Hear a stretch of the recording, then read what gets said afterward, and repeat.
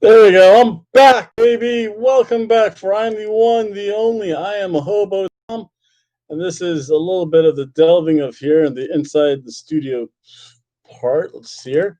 Let's go through some stuff. I need to go get some stuff online. Let's see here.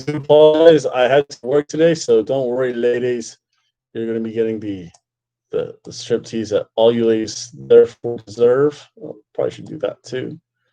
So that's loading up. It's fine. Firefox is there. Let's see here.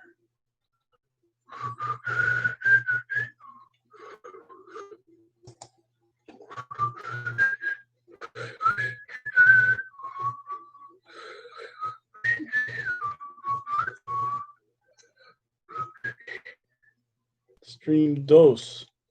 Play. Oh, that's right. To go through all this stuff. So many ads. That's okay. As long as I get to. Remember, folks, this is an R&R show. Oh, John Silver? So we're still there. Wow. Let's see here. I'm going to find. I'm going to go right here. Let's do this the old-fashioned way. Oh, there it is. Diving across the body by Orange Cassidy. I'll have to pick up the results a little bit later. Mm-hmm.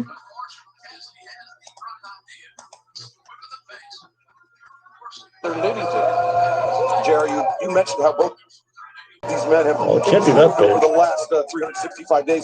Orange Cassidy, I mean, we've seen this maturation process of him just over this. Wait, did I do the right thing? Shoot. Why is it so different in two different streams? Ole! Ole, ole, ole, ole. Lucha. Lucha. Lucha. That's all I can really show. And in fact, that's if I think something amazing happens on the one computer, I'm going to try to show it. But right now, seriously, I'm here. I'm trying to get this set up. I don't know what happened for the first match. Oh, hello, 3P. Oh, my connection's unstable. You mean they zonked me already? What the hell? Oh, no. Okay, it's reconnecting. So, we went for the orange punch, the roll up by John Silver. So we're down here somewhere. Yeah, I know. It's not going to be as exciting. Again, if I can show like 6 seconds per match, this has been a long match, or they've goofed up the order a little bit. So yeah, I have no idea. I'll catch this later. I'll put a question mark there because question marks are always good. So we're here. Oh, too sweet for John Silver. So yeah, so I finally didn't make it from work. You see the hobo cat kind of sauntering around.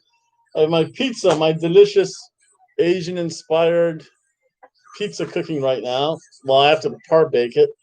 I got home from work, so let's see here. I have the list from El Vagabundo, so I'll keep this handy just in case I have to yell at him too for his bad predictions. That goes there. I'm going to crank this whole volume up. So you're going to hear a whole bunch of stuff. Uh-oh. Big discus. Oh, orange punch.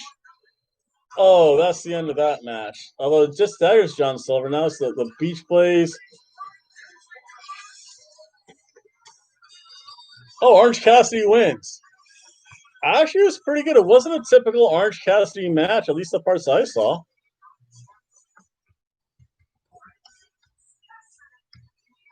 Eventually,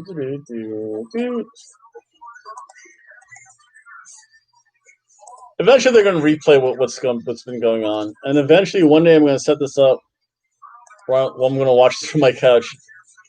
Probably sometime in March or February. Watch out, keep up.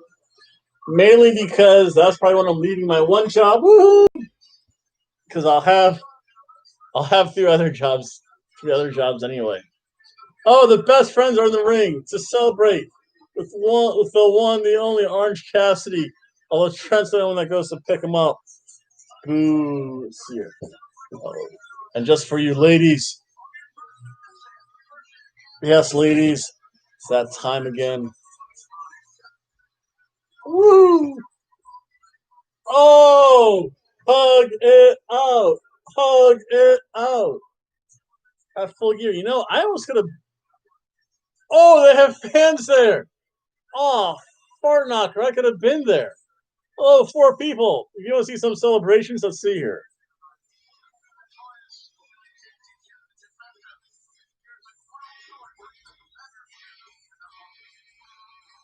Remember, I have to be very careful. I have to be very judicious. The only thing I just get in right now. The only thing I know is, and I'll have to do a kind of a quick recap. Eventually, they do recaps throughout the show. But remember, this is an RR&R show. It's not like it's TNT, so they're a pretty big network. The results so far, Fifi Dog right now, Orange Cassidy's won. From what I saw, it was actually a fairly decent match. Shit, I don't remember seeing you here. You know, Fifi Dog, you left a comment. You're going on the Hobo list, so I have to give you a shout out later. But right now, Orange Cassidy's won. That's the only thing I know so far. I actually just got in. Right now, they're doing Cody Rhodes and Darby Allin kind of promo. That's the only thing I've seen. I got here late though. I had to work until 8:30. Literally, I left work, cruised as fast as I could here. And right now I'm cooking my pizza. Easy dog. So yeah, I don't know what's going on. I can play the volume. The volume they don't mind so much because at least I can talk over that. Cody's not retiring. That's blah. It actually should be a great match. Probably. What's the match of the night? I mean, John Moxley winning is Elijo's. Probably for me, I'll say Hangman Adam Page is probably going to be the best match of the night. The only thing that worries me about a Cody Rhodes Darby Allin match is that it's really slow and really dragging because they will put on a 25-minute match and build it so slowly. It's just something to nap through. So again, if you saw the ads for the 5 people watching, every so often I can show really about 6 seconds per match. They're probably going to zonk me for that later, but it won't be. Oh wow, is this in that? Holy crap! Is this? That's going to be. If there's not, I'll be disappointed. I don't know. I must have missed something, or I hope I missed a couple things. Right now, our next match of the evening. Remember, I didn't do these in any particular order. I just kind of went through, I think, CBS Sports or Wikipedia Sports. Darby Allin's Scarlet. Let's take a quick look at this.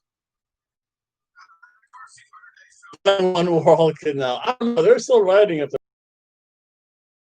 Always unstable whenever I switch things, so I might not be able to do that too often. They're like, well, is he doing that for this? Darby Allin just walks to the ring. He has half his body painted, half his face painted. Doesn't even go upset. We have the Dark Noah Cody entrance going on, so I'm going to go check on my pizza. Tell me a policy Biden has will help anything. Probably nothing. I'll be honest. Probably zero. Zero. Miedo. Only because it's full gear solid. It's a full gear solid. Oh my God. Who cares about Cody Rhodes? Look at that. Wife of his Brandy. Oh my goodness. Oh great googly moogly. That dress is coming up to where dresses shouldn't come up on her. She's gonna show us all of the Brandy Rhodes. See if I can.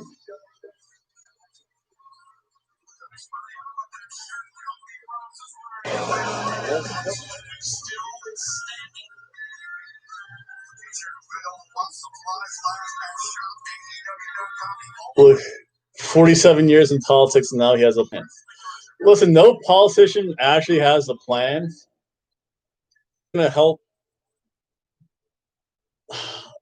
The only thing Biden has going for him, and I'll say this, just like I said for Trump, Biden has the political knowings, I guess. That's probably the wrong word, but he knows the politics of Washington. So if he wants to get something done, he could probably get it done quicker.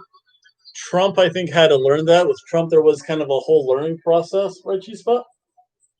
So it's that weird thing where you have the career politician Biden. He knows the system. He knows how to do stuff. I'll give him that. As to what his plans are, what kind of pizza am I making? Actually, I'm making a homemade pan pizza.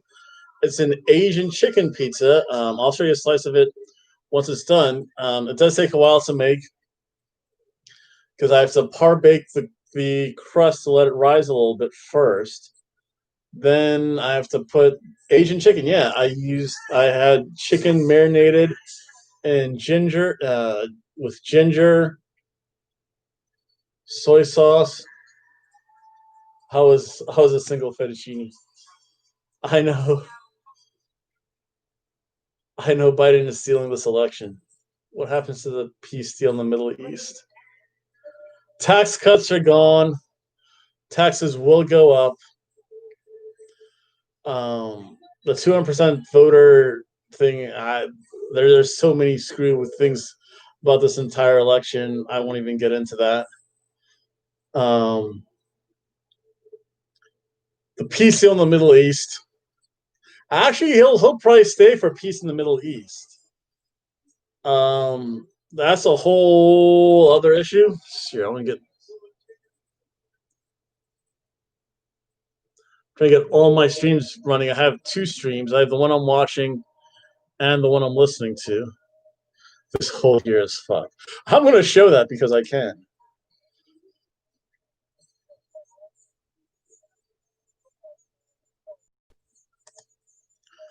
Yeah, this whole year is screwed up. This whole and trust me, I don't think this is. I'm in Michigan. It's out of control. My friend in Michigan voted for Biden. You can blame him, Dan. It's all your fault, Dan. It's you. You. Michigan's an interesting state in the fact that they have open carry laws. I found it near hilarious that they could like carry a gun into the state house building. But yeah, actually, if I was going to move to Michigan, I'd buy lakefront property, buy myself a Magnum PI cannon, and shoot off towards Canada every so often. But that's just me, though. I'm just out there a little bit. So it's serious. So 8:52. So I have to go check on my pizza. I'm going to change. Life Fifi dog. How bad is it out there right now? This is what I like. Yes, real conversations between human beings. I like you guys. Yeah. Yeah, I'm getting psyched up now. Calm down, bro. So I'll be back.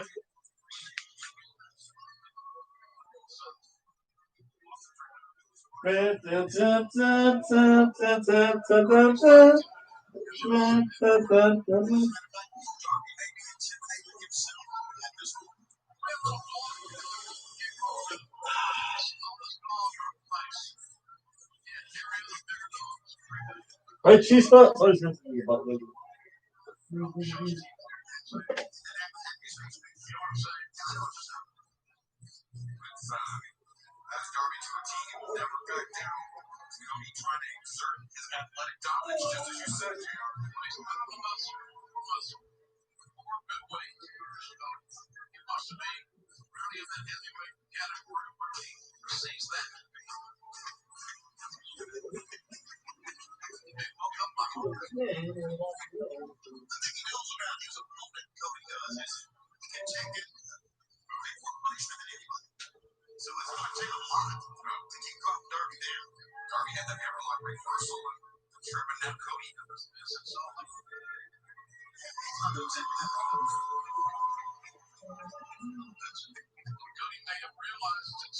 Well,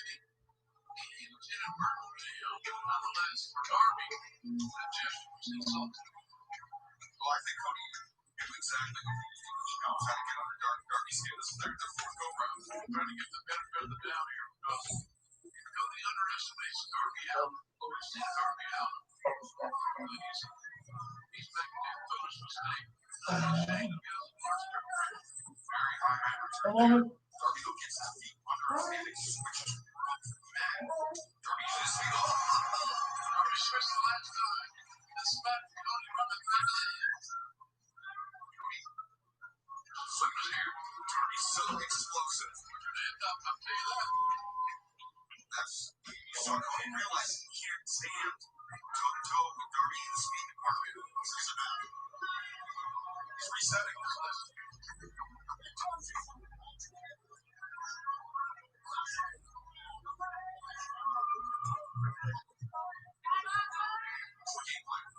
Slip around. They don't close the ground, you gotta be catching. I'll tell you, he's still close. I mentioned earlier, in-ring bowling is what Cody's got to become in this match. Here's my favorite thing. Darby Allin likes to keep use that. Just someone from the house. He's good enough to do a ring, a private facility, and practice and do it for a big match. It's a stand-in for Darby Allin. Oh, look at Darby takes the hand of Cody. Pulls him through while he's on. Two. He bails out. And Darby's showing up. My head's in the game. I got a plan. Look out here. Cody. Dr. Cody.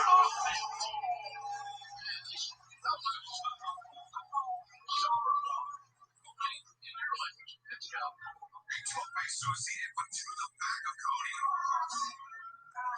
Realized the danger. The stripes of Braidwood and harder. He's got that arm Darby hammerlock behind him. Darby fighting for the grip. Hammerlock position. And Cody is catapulted. Darby out over the top. Darby's arm in the hammerlock position. I saw it. You see how they have the magnet? Like you and checked on Darby. That's so dangerous in so many regards. Darby fractured his elbow and dislocated his shoulder. Just about any sort of type of landing isn't on the arm of Darby Allin.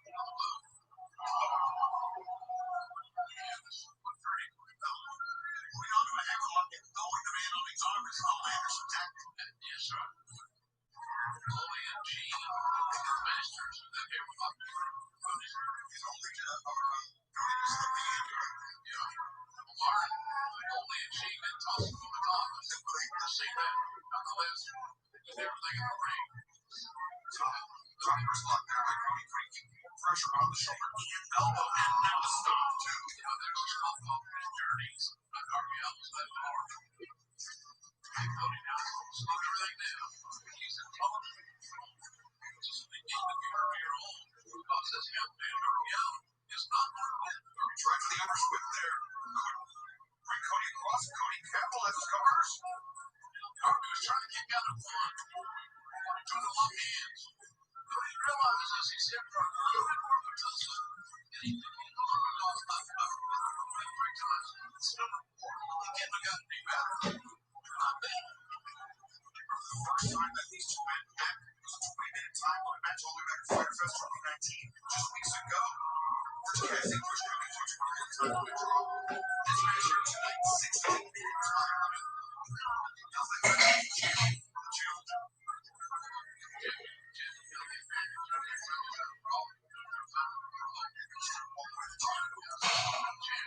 This time it's 10 times as long as the other previous Darby was going for a bad slide there, but his arm, he couldn't bring it around.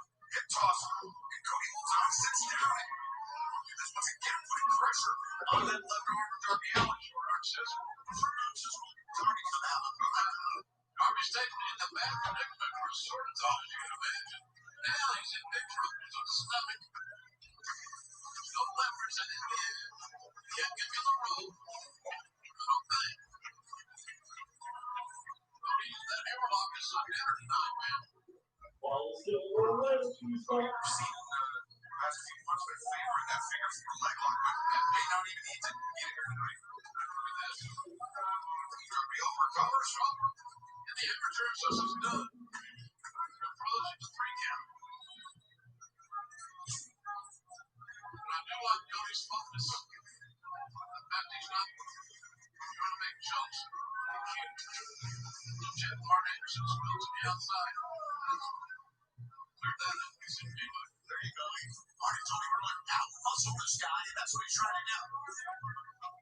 Oh, let's hear. Oh, let's take a look at my conversations. Hi, everyone. Cheers. I'm back. Let's see. Since I'm back, I might as well show some wrestling. Let's see. I just want to take a look. It's actually not over. This is just going to be crazy. I think. Let's see here. They didn't vote for Biden. That's what's crazy. Trump stuff everywhere. Trump had to fuck that. Actually, here in Florida, the opposite happened. In response to this, a lot of Latinos actually voted for Trump. Cody has almost the rings of Saturn on Darby Allin right now. So again, I just want to call some of the action a little bit. In fact, so I'll get to that. Dead people voting, like 60% increase in voters over 90. Yeah, I could somewhat see that. Let's see here. There we go.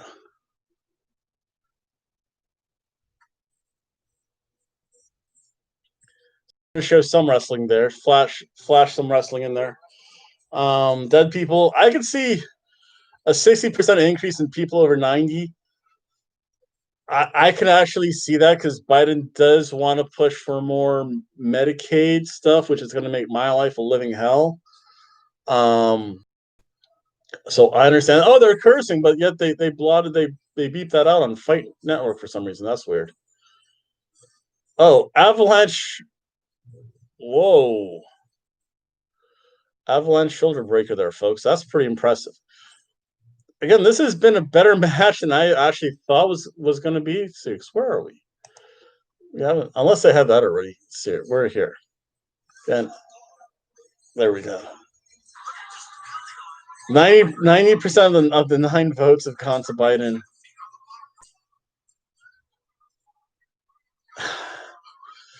It's not statistically impossible. Highly unlikely, though. It was a whole weird election. The dead people, they've had that forever. They've always had issues with that. Trump has a plan. He might have lost fair and square. It's really hard to say. Here in Daytona Beach, it's just another day. Portland, they've been crazy, though. I'll admit that. Portland people, I think the thing that was telling the most about people in Portland, no offense, little fettuccine, the fact that they, like, decriminalize hard drugs, that's just messed up. Uh-oh, roll up by Darby Allin. And it's Cody now gets a 2 sweet count. It's not a statistical impossibility. It's just ridiculously unlikely, though.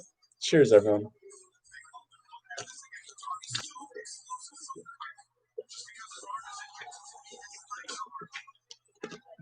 Oh, they're so good. Oh, big super kick by Cody Rhodes. But Cody's a little wobbly. Oh, going for the crossroads. Oh, the exposed turnbuckle. Wait, there's a pad underneath the pad. Oh, and Cody goes right into it. Yeah, that's a pad underneath it. Boom. If you're going to have an exposed turnbuckle, you want to have, like, metal. I want to see, like, silver or shiny stuff. Not like a little pillow puff there. It's Cody. Cody's going to bleed again, baby. Cody's looking for that blade. My boy, Cody Rhodes. I'm channeling the late, great Dusty Rhodes. My boy, Cody has to bleed them all.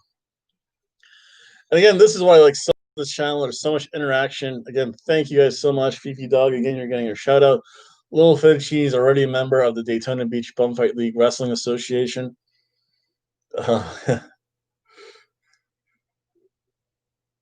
Still. Oh, yeah, that's right. Sting's supposed to show up for this match, wasn't he? That's going to be pretty weird. Let's see here. The stream's cutting in and out. That's the stream. I can't do anything about it. If I reload it, it just takes even longer. Actually, I'm impressed in the fact that I had a pretty good stream going for a while. The way this thing's set up, I'm surprised it's. Oh, there we go. Back to some sound there.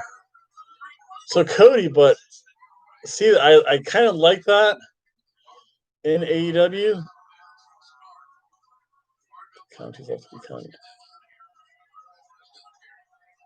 Blue, red, yeah, it's. I get what you're saying, where it's impossible because the countries left to be counted in Michigan were red counties. Red, blue, you kind of never know. So I don't want to say it's impossible statistically. Screwy, yes. Like definitely some screwy stuff going on this election. I think the one thing, and I have to watch the time only because I have the pizza cooking, and it does. There's just a timing issue with that. So if I look distracted, well, I have my TV over here, my drink over here, talking to you guys, and I'm watching the clock.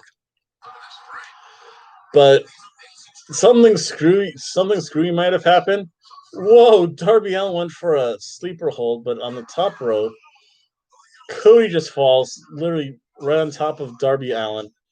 Darby Allin's not going to last long in his pro wrestling career. It's not impossible. It's highly unlikely, and something probably screwy happened.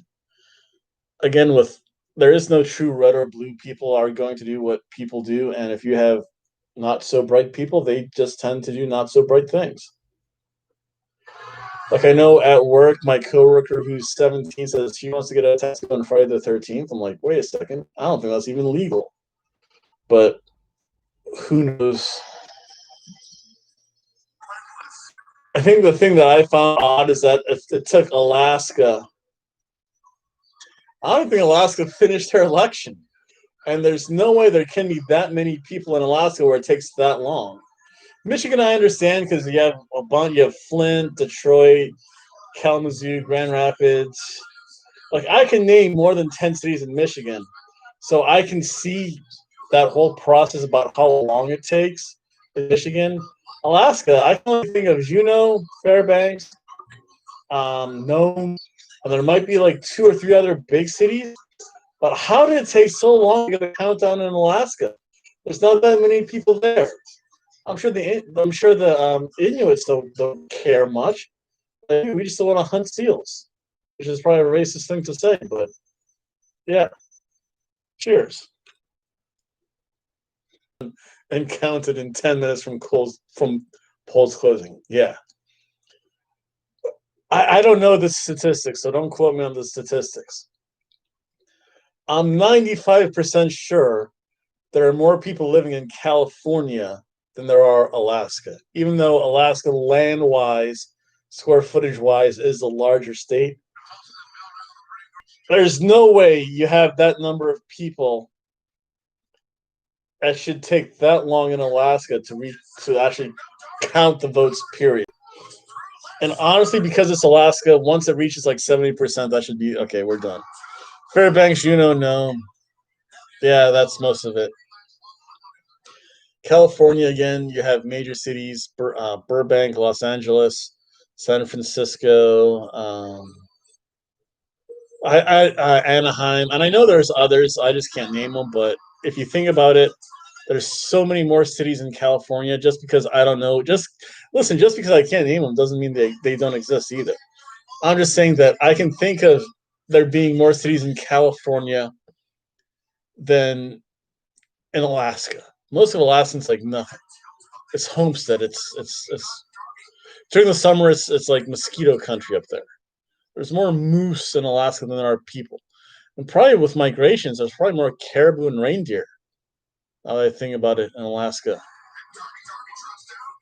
Does Blitzen, unless Blitzen, Donner, Cupid, and Rudolph get a vote because they're part of Alaska? Who knows? Oh, Cody Rhodes just got stacked up, but no.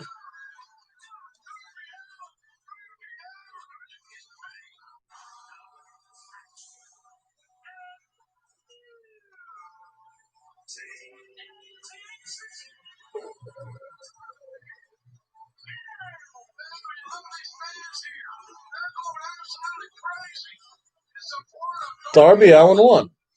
No, I don't mind you saying that. I'm just saying asking questions in this election.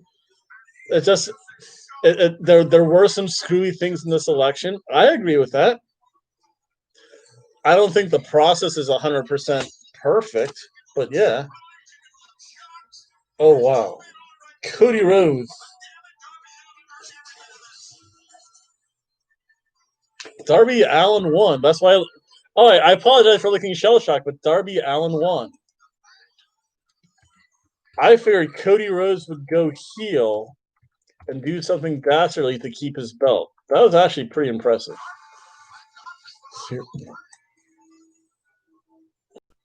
Oh, Cody's going to cut a promo now.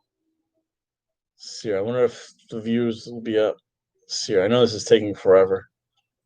That was a quick match for being a Darby Allen. Oh, he gets on one knee, presents the belt to Darby Allen. No worries, Darby won nice.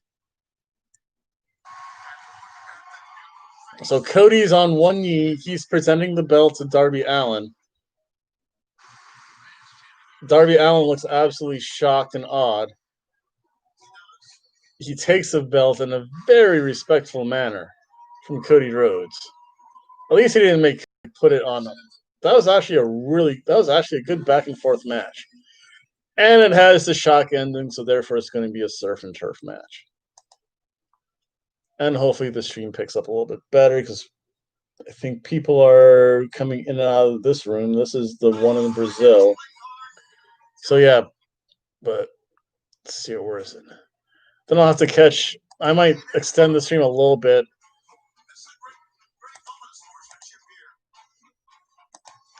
Turn on him, Cody. Oh, Cody Rhodes raises his hand. Arn looks kind of like happy yet sad. And there's like the few fans in the stand. Oh, wait. Who's saying enough? Oh, Taz comes out. Taz, the human suplex machine. Taz is the best. Let me show you a clip of Taz here.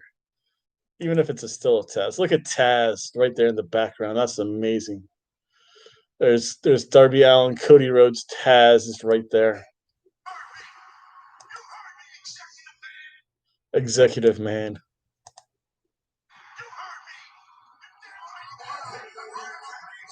Oh, Cage comes out of nowhere.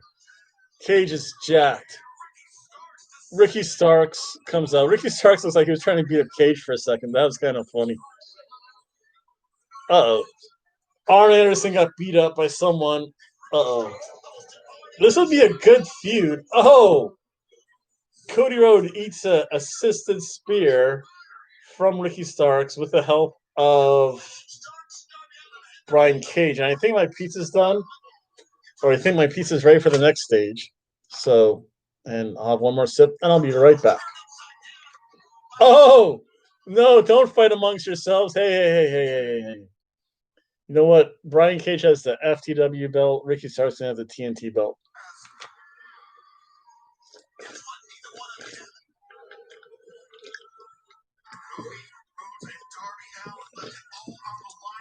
That's good. Taz takes the belt. He's like, just beat them up. I'll be right back.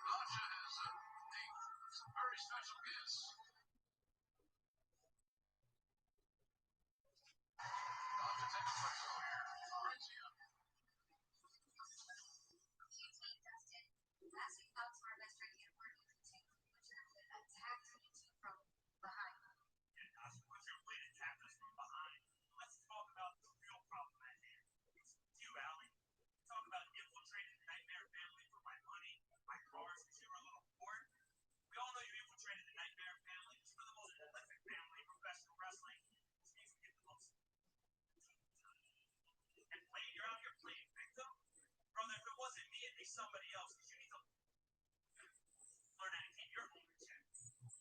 Let's get this straight right now. There have been successful men that come through our sport.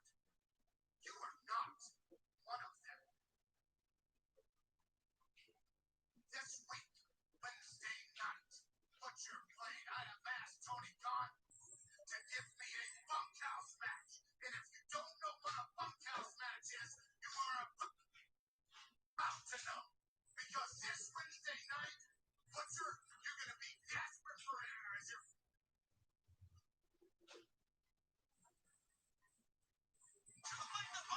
against a natural nightmare. Not only that, Tony will have one of those eagerly anticipated rematches in recent memory to himself here versus his brother, Freddie Phoenix. Some of his one-on-one women's matchup will see Ty Conti go against Red Velvet, in Ty's honor, her friend Anna Jay of the Dark Order, and of course Randy Rhodes with Red Velvet serving in her corner. Talking over the ground this week on TNT, but you don't know your match. The AEW Women's title match was going to be a contender for weeks and weeks down the road. Challenge the champ, Gargano, and here's how it goes. Got the Jensen. The 105-day reign of AEW Women's World Champion started at Double or Nothing earlier this year. She's not done yet. Oh, the knee to the face. Covers 2, 3. She is a champion. Sheena has upset Nyla Rose. Long time coming and well deserved for Sheena.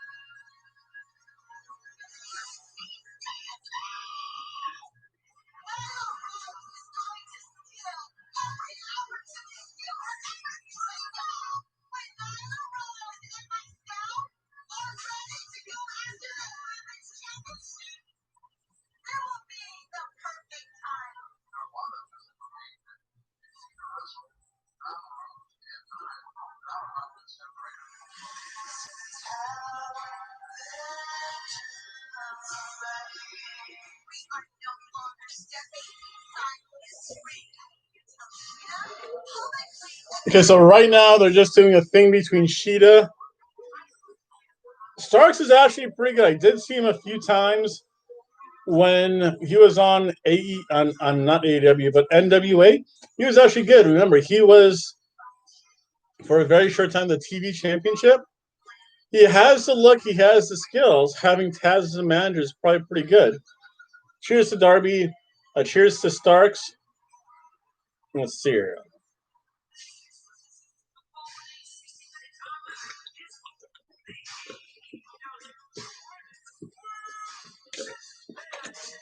So now we're at the women's match.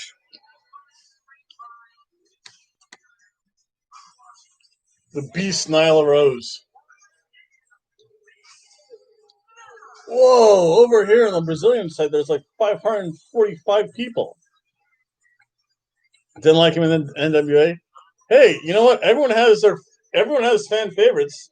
I'm sure I haven't liked people just for. I mean, I've never been a big fan of Rio.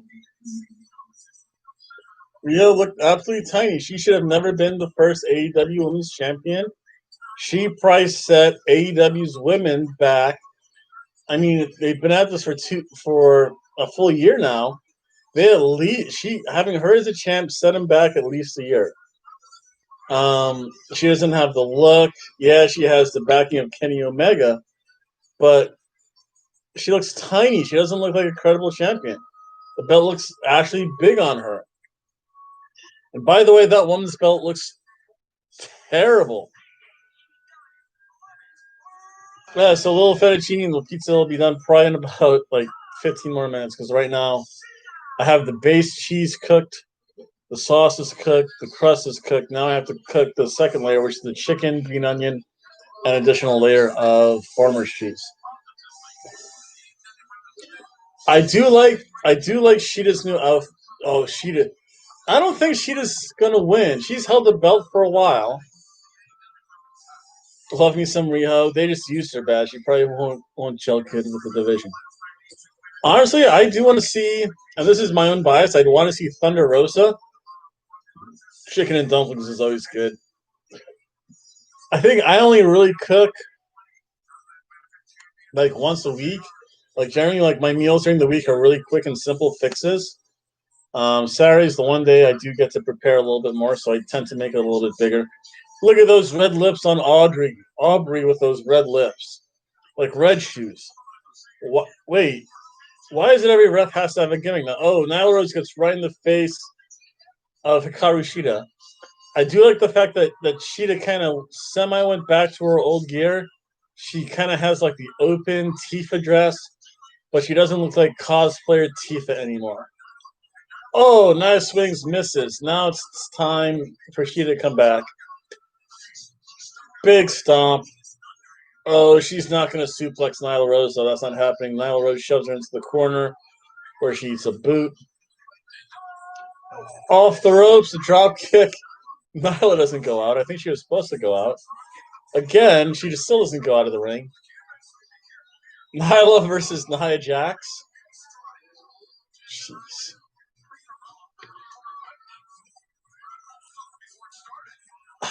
Wow. That's a tough one.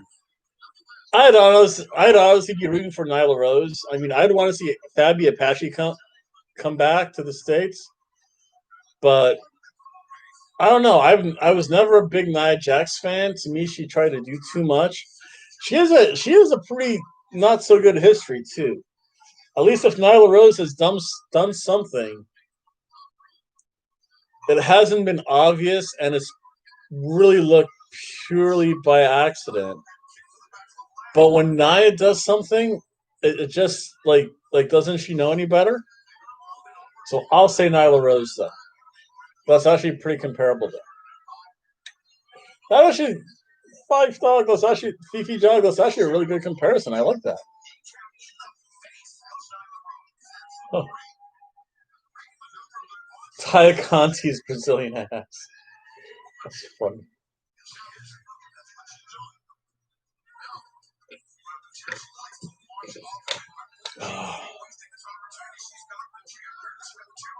Okay, so now she did chess. Let's see if I can get 6 seconds of this match now.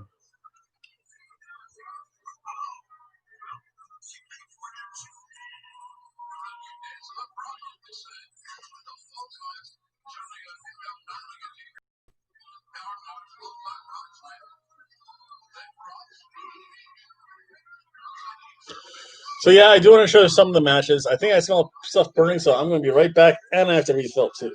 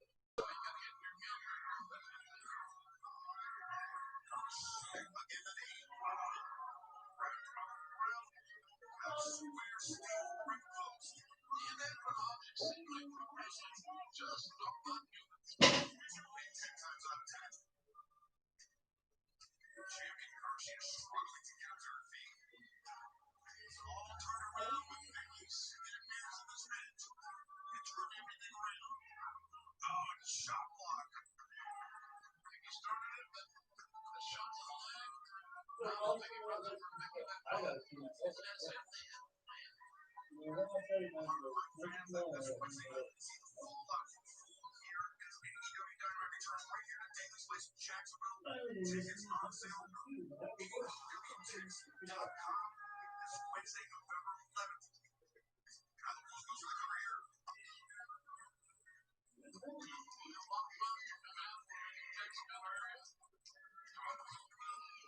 Weather is wonderful now. And the rest of it is sensational, absolutely sensational. Look at the strike. I don't think that's textbook swing slam, but so much force, and the body goes on the left too. Oh, shit.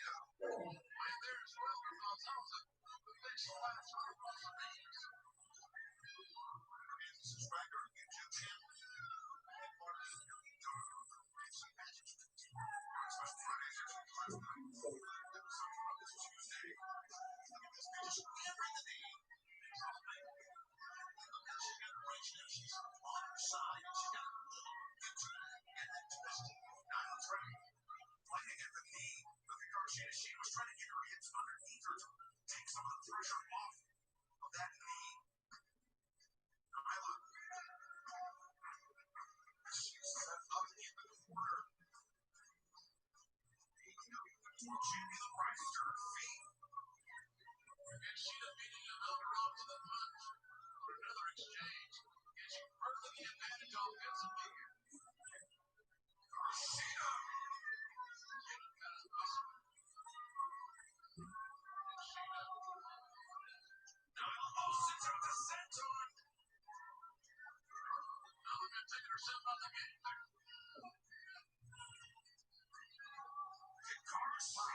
That's what you got to do. Use the upper body really turning two.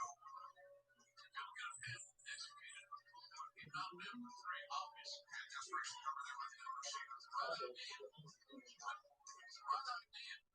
Nyla continually lead out of the influence as she'll render, she'll deplete those energy reserves of the larger athlete.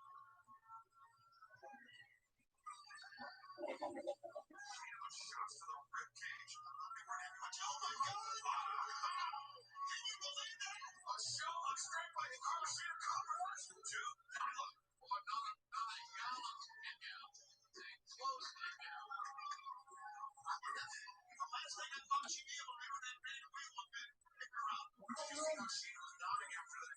That was a confidence booster for the champion was. Well, it's on a sheet. Blocked there by Nyla Rose. She came in with that running right knee strike. Nyla got the arms up and blocked it. Good work preparation. Scouting. Game planning. Nyla's learned so much from her first match with Sheena for the women's world title, and she's showing it here. Sheena tried for another split attack. Oh, took a claw out of the knee. Nyla digging her thumb into the tendons. Just red dollar that time. Cover here. Two. I got the ring with it. Vicky, looks like our Anderson was earlier. Angry that her charge not taking this serious. Let's see. I do apologize for cutting in and out every so often. So that's one of those things. Oh, Nyla Rose sets up. It's actually much better than it's what it's been. Again, I love Sheeta's outfit. I hate Nyla would destroy her. I'd like to think so. Let's see her.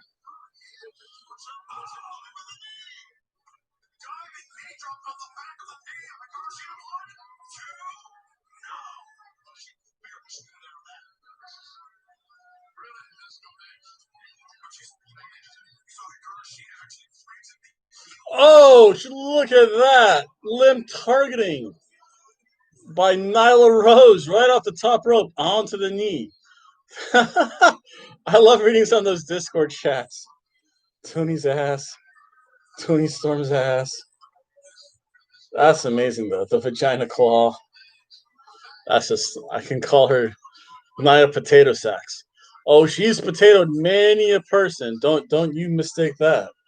I'm learning my pizza cool, so in about a couple of minutes I'm going to go cut it.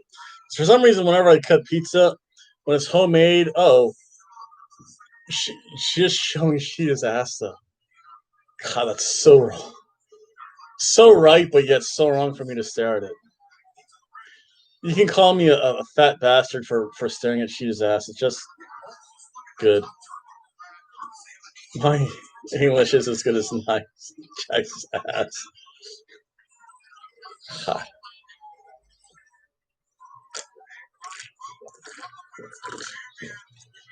No, she really does, though. The thing is, she doesn't realize. Oh, big drop kick, or somewhat big drop kick. I think the thing is, she actually doesn't realize how big she is in comparison to the other women. Like, if you've ever seen, like, I've seen Nikki Cross in person. Nikki Cross is absolutely tiny. Oh, another big drop kick from Karushida. But Nikki Cross, if she's 4'10", I'd be impressed. They say she's 5 foot tall. She's like 4'10" at best, maybe even less. So you have a 4'10". I'll give the fact that Nikki Cross is a little chunky. She has a tummy. Nikki Cross looks like a woman. Okay, she looks like a natural woman. I'll say she's like 125 pounds at best, like 130 pounds soaking wet in hockey gear. Nia Jax is like 200 pounds. That's a 100-pound difference. And I know I learned this from experience. If you don't know how to control your body, and you outweigh. Oh, look at that! Oh, it just sits on her. What an arrogant pin! But if you don't know how to control your body and you weigh like 100 pounds, I never said she isn't awesome. I think she's amazing. She was the best whenever I watched her wrestle. She actually overshadowed Eric Young in the Sanity matches. People wanted to see Nikki Cross more than they wanted to see Eric Young when they were in Sanity and NXT. So Nikki Cross is awesome. Don't get me wrong with that. But if you're a 220-pound person taking on a 130-pound person, I can tell you who's going to win. So you really have to know your body control. Like when I wrestled as an amateur, oh, Super Michinoku Driver. Or Super Falcon's Arrow. But I'm not saying that. I love the Twisted Sister. Nikki Cross. But Alexa. But yeah. If you, well, I'm speaking more from Vicky Guerrero goes to swipe at the feet of Hikaru Shida. Hikaru Shida is going to go after Vicky Guerrero. Bad idea because you're going to get double axe handed from behind. But no, I mean, if you're going to be 220 pounds, you're going to go in a match that's. Oh no, Vicky, don't use it. Oh, she takes the kendo stick from Vicky Guerrero. That's the end. That shoves. Oh, the heel miscue. Sheeta's gonna win, I think. Into that big sign. Bonk, bonk. But no, I agree. I fought MMA trained jiu-jitsu 706. I've done a little jiu-jitsu. I was, with the exception of the two people that were like belts that way like ahead of me. Once someone tapped, I got up and I said, first thing I said, "Are you okay?" And they're like, "Yeah." It's like, dude, I tapped. You let go. It's like, I was just so terrified because I would outweigh him by a good 100 pounds. And when you're just rolling, I mean, yeah, you want to win, but you don't want to hurt anyone. So I kind of realized I have to control my weight a little bit. Yeah, I'm going to win. I'm going to choke him out in a north. I think it was, he called it was a north-south arm choke. I put it on. I just like sat my arms on, and I put my weight on my arms, and I just laid on him, and he had to tap out. He was so frustrated because I think at the time he just got promoted. Correct me if I'm wrong, but it's not blue belt. It was the purple belt. I think is the next step. He just got his purple belt, and wow, 2 knee strikes. Nyla Rose win. Hikaru Shida wins. Like he just got his purple belt, I think that I correct me if I'm wrong. I think that's the one right after blue belt. He just got his purple belt first week and I beat him up. Yeah, north south position. I had him in like an arm choke, and I just like laid on him, and he had a tap because 270 pounds blue then purple. Yeah, so that makes sense. He just got his purple belt, I think, like a week or two before. So that makes sense. But I just laid on him though. Like only because I would frustrate him because I had a wrestling background, so I knew how to take people down. When I got to the mat, it was kind of wonky and stuff. It was catch as catch you can once I got to the mat, but I could take most. I could take. I took the one guy was brown belt in jujitsu. I don't know what it's called. I'm just like head, arm, choke, fat guy sitting on your neck, fat guy leaning on your neck, choke, which sounds terrible. But oh, Vicky's yelling at Nia Rose. Bad move, Vicky. Let's just check this out here. Uh-oh. Nice. Honestly, I just want to show some of this. I'll get back to it.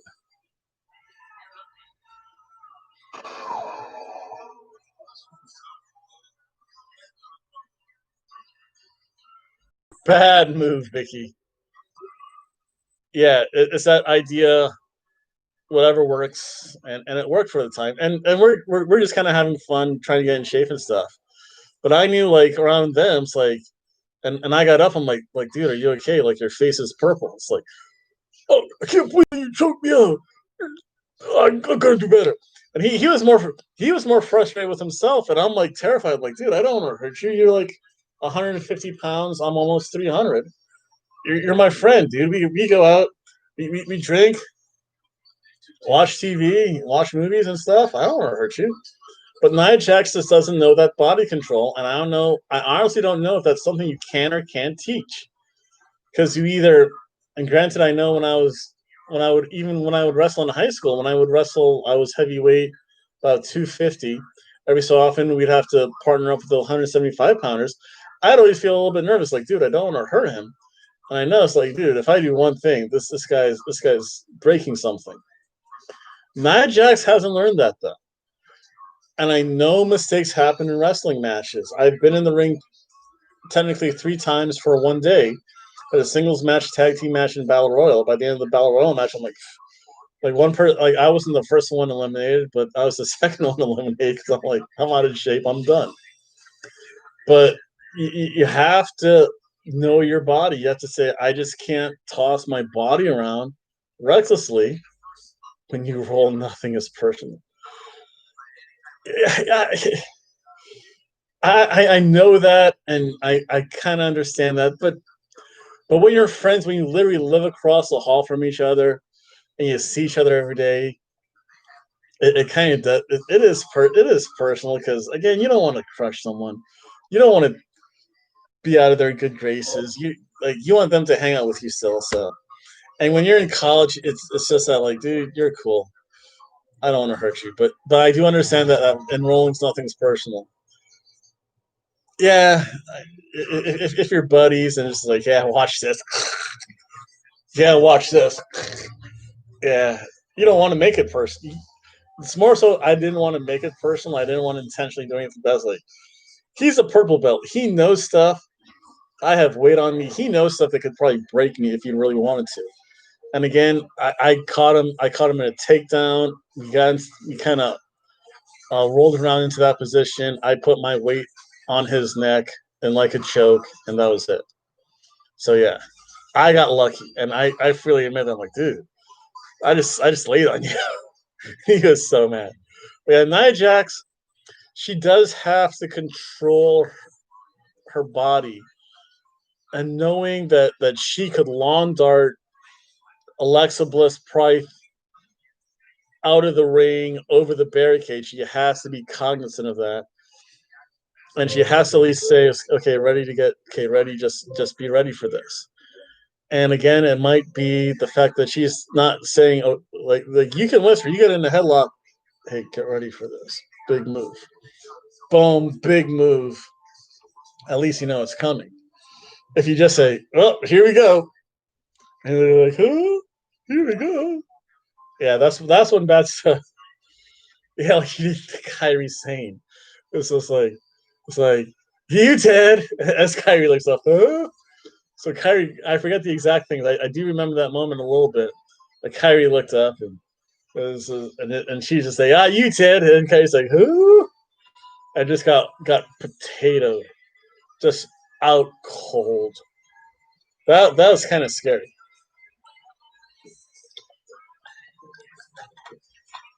Well, it's actually championship time. Let me update this. Super good. I think she tied for real. No, she had a legit like sea green concussion though. I bet. That's the funny thing about concussions. Concussions things. Oh well, you didn't get knocked out. Most concussions, you don't get knocked out. You see green. You're like, dude, I can't see anything but green. For whatever reason, that's the part of the brain that works. That was actually, again, a good match. That was impressive. I guess we missed the Elite Deletion match, unless that's towards the end. I know I've had two. I've probably had more. Like you just don't want anything. Like you can cuss yourself. You're just like, and I don't care what people say. Oh, you don't know that you have a concussion. You know when you have a concussion because trust me, everything kind of goes. It's overused, but everyone goes sideways, and you know you have a concussion. I don't care. Oh, well, he can't tell he had a concussion. He knows straight up he had a concussion, and you can tell when someone has a concussion because they just kind of have that. I can't even mimic it, but you have that like look like your eyes are open. You're kind of slack jawed. You're super wobbly. That's not the time to do something to someone again. But it's time for dinner for me. I'll be back.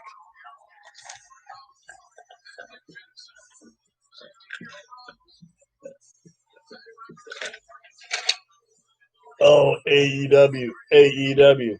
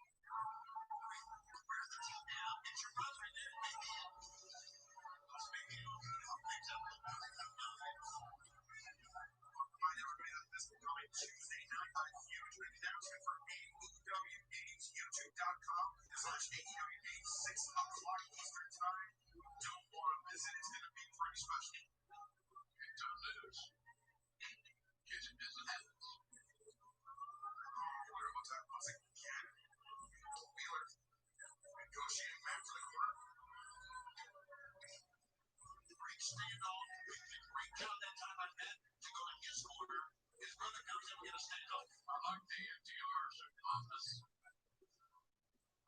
They're hiding behind the poker faces because things have not so great for them during. They stay calm, but not by how they move around. A large part of NTR game is to get in the head of their opponents, and I think Casper did exactly that. Those repeated ankle kicks. Now you have Matt Jackson. You'll have something to worry about. Does anybody know why Doug was banned from ringside?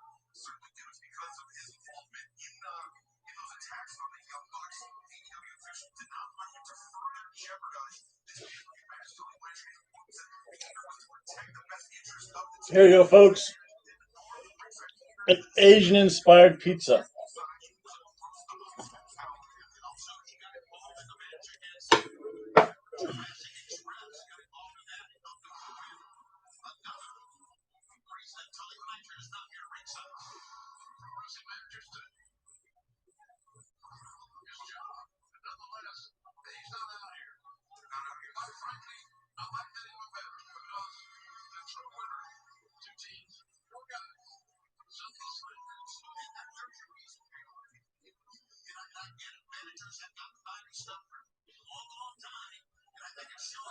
Oh, good start to the match. Classic arm wringer. Well, yes, 1,000-yard stare. Like I want to say in the match between Brock Lesnar and Kurt Angle, when I think one of them, yeah, that's it's a homemade pan pizza crust. Here, I'll show you a slice. So it's a homemade pan pizza crust with your typical pizza cheese. Because it's an Asian-inspired pizza, I use sweet chili sweet chili sauce. On the base, I use a soy, ginger, sweet chili paste marinade for the chicken. Then put your typical cheese on top. Drizzle some of that sauce on top of that cheese. I let that cook off. It takes a while to make, though. It's just labor intensive. Grilled. I have the grilled chicken, which I did yesterday. Put that out of the refrigerator. Put that on top. Some farmer's cheese, some soft cheese, not cream cheese, but more like the Mexican style grilled cheese. Because I don't know what Chinese cheese looks like.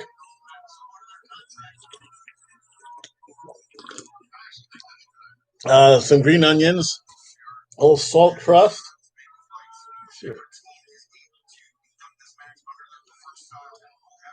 That's good. And the chicken tastes amazing. Well, actually, it's really good. I don't know if I'll add this into my recipe book. Enough about me eating, though. Let's go some wrestling.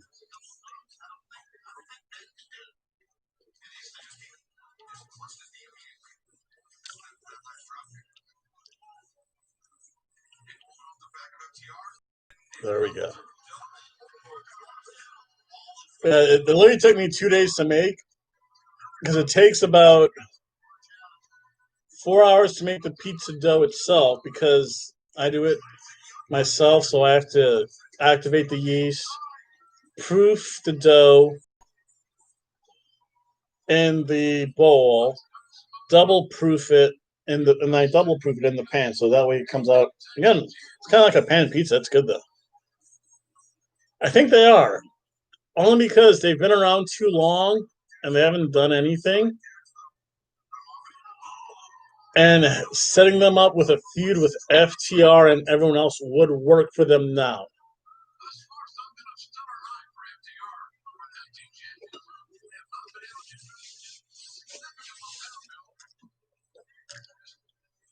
And this is a one night I really cook for myself.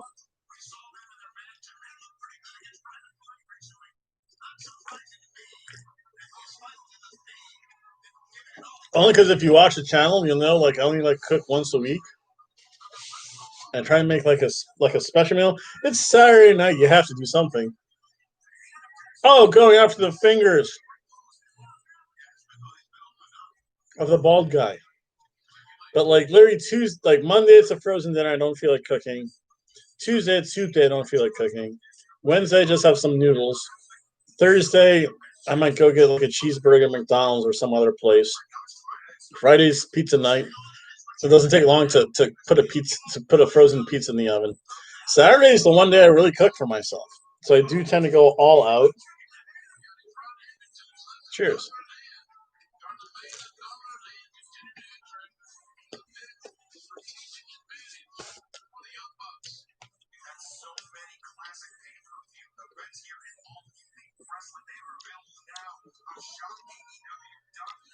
And actually, if you go back in my playlist on YouTube, every so often I'll put a cooking video on. Like I'll show you how to make stuff. Mainly, I was on a Taco Bell kicker. Mainly because Taco Bell removed a bunch of things from their menu. So I've made homemade Frito burritos. I showed a video how to make that. I showed a video how to make a crab ragoon pizza.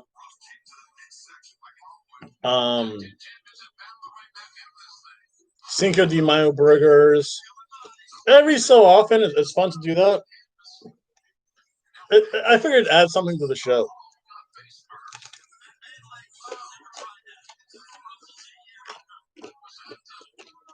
Oh, no, after the knee. I think this is Road Warrior Buck. Oh! Dash Wilder's bleeding on his hand. I don't know what happened there.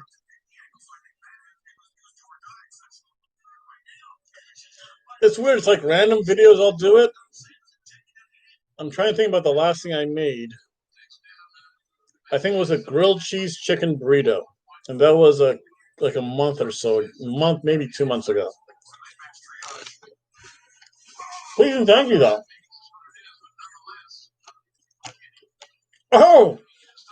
He's actually getting taped up in the middle of a match because he's bleeding. Whoa!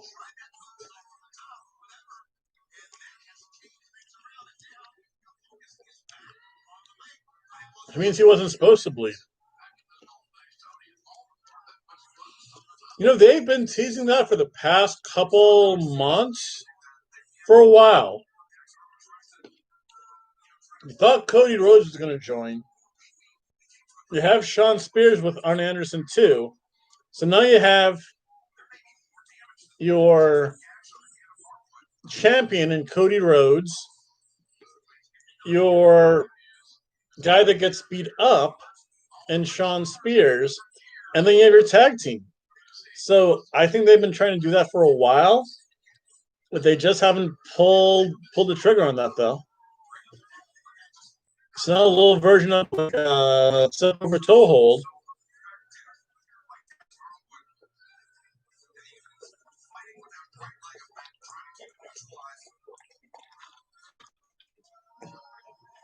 I think they tried.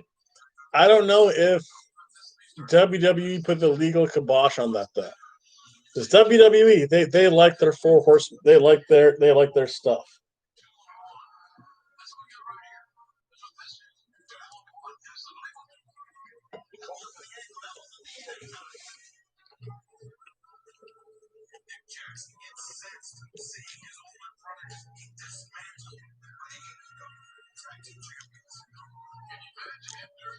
We should. I don't think it's going to happen though. If it's going to be anyone, it's going to be Sean. It's going to be Shawn Spears again, the loser, the guy that eats the pins. You have. They don't have to. People get it though. Like again, they have instead of the Bullet Club, they have the Gun Club with Billy and his son Austin Gunn. I mean, I don't know how much closer Bullet Club and Gun Club you could actually get. Legally, you can say it's different, and I don't know legal stuff, but I'm just saying you can make it sound different, though. It just depends on what Cody Rhodes wants to do at the time. And they've changed. They changed so much on the fly, too.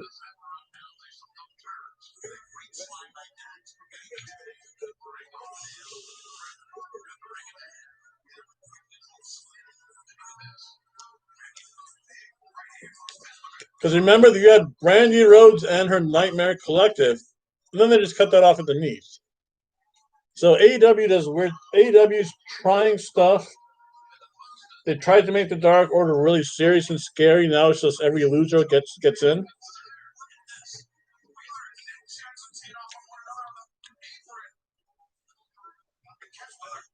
Oh, big stomp. Ouch.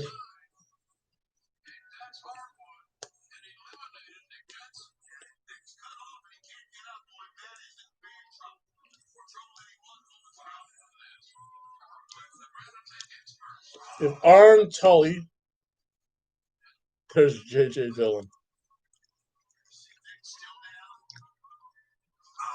Oh, those knees. The knees came up. If Cody you would have two of the original members. You'd still have Ric Flair's never coming to AEW. Well, Ric Flair does whatever Ric Flair wants for some reason. Oh, roll up. I think Ole and Arn, Tully. It would be interesting. It would be interesting. I want to be opposed to it. Oh, there's the tag. Oh.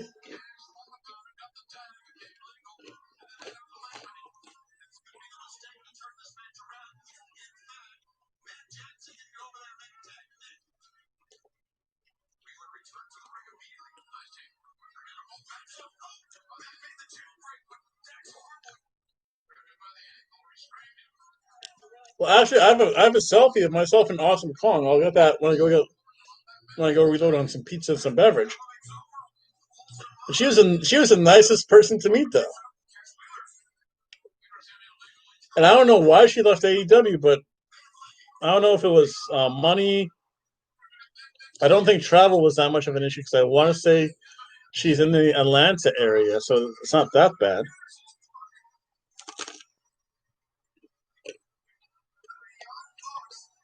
They tried way too hard. I mean, she had stuff going for her, and it made sense when she was collecting pieces of hair. That was freaky, but that worked. Uh-oh.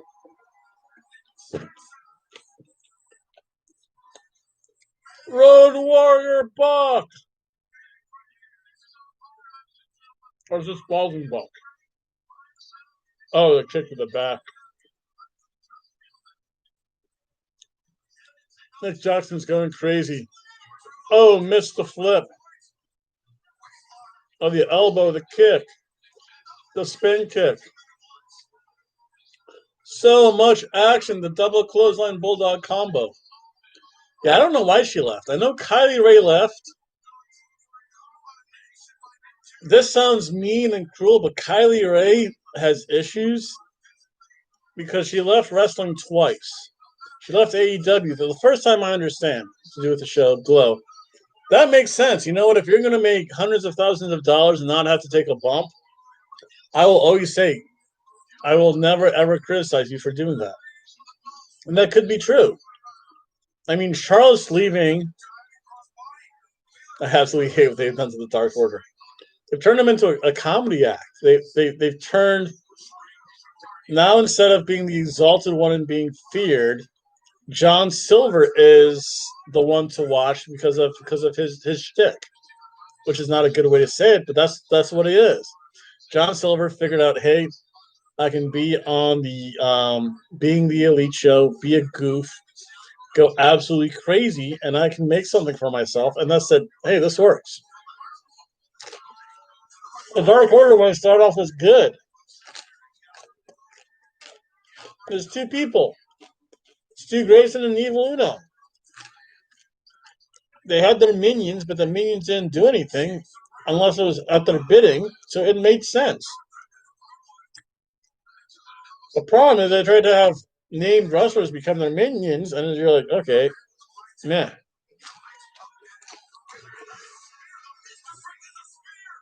Oh, big knee.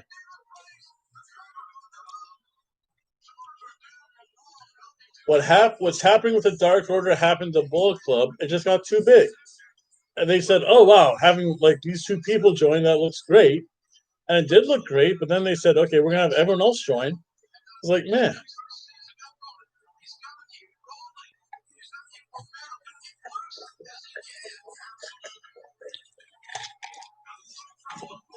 this has actually been a good match. A really good match at that. Oh, this is a big pizza slice. Uh-oh. Nope. Isolates for $1.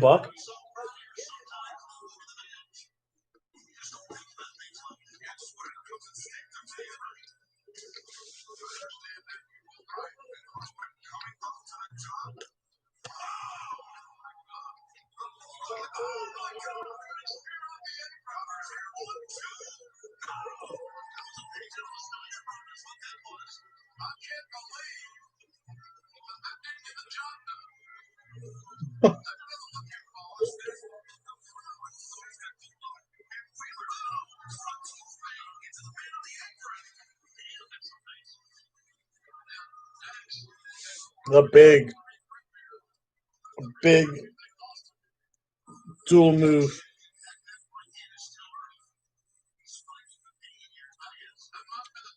Was someone throwing stuff into the ring?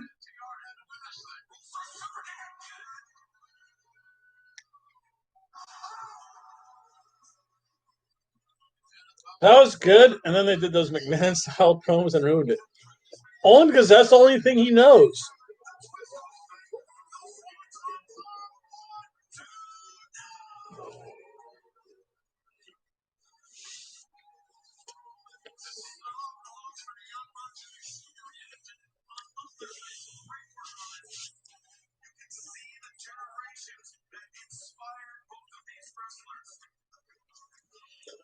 If you think about some of the wrestlers AEW's brought in, the only people that have been really good and solid have been those from that wrestled in the WWE, New Japan, and in the Indies. So it takes those three things, and you get experience from doing things three different ways. Brody Lee's, just for the most part, used to doing things either the indie way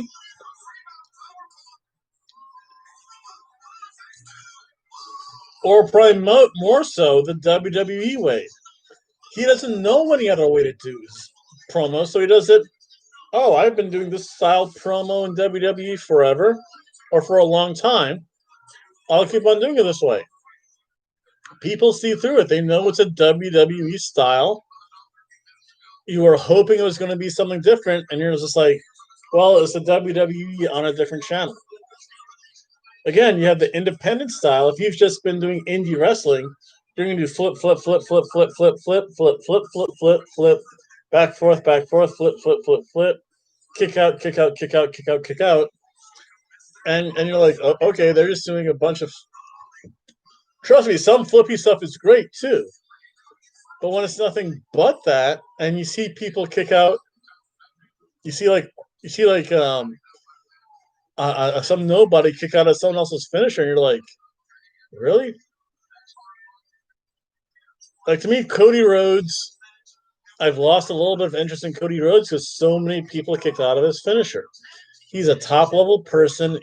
His finisher should be probably the most protected finisher, and it's not that. And he's having like 20-minute matches against Joey Janela. Who's Joey Janela in comparison to Cody Rhodes? So when they do that, so he's trying to integrate the Joey Janela match into stuff, but it doesn't work. If you listen to Cody's promos, they're some of the best around. But again, he's gained experience. I'm sure when he was wrestling, he could talk to his dad about stuff. He has his brother to talk about. And listen, I don't care what the split was between him and WWE. If he has some friends in WWE, he can say, "Hey, what do you think I should?" He would call them up and say, "Yeah, what do you think I should do?" So with that, it's just the fact that we're seeing WWE on a different channel in just a different setup. And if you're just doing the WWE thing and you've never worked for other companies and they say, "Here, cut your promo, it's your time to shine," you're going to cut a WWE promo But that's true of anyone. If you've only done things one way, they're going to say, here, do this. You're like, well, this is the one way I know. I might as well do it. It takes the really good people to say, well, let me sit down and figure this out versus go out and do it. And I think that's what happened to Brody Lee. Uh-oh. The sharpshooter.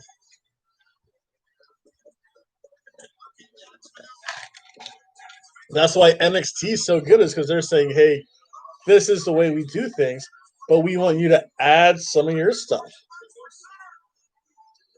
So that's what's good about, and that's why NXT tends to be good. He's acting like WWE. He's acting like Vince in his promos. Well, that.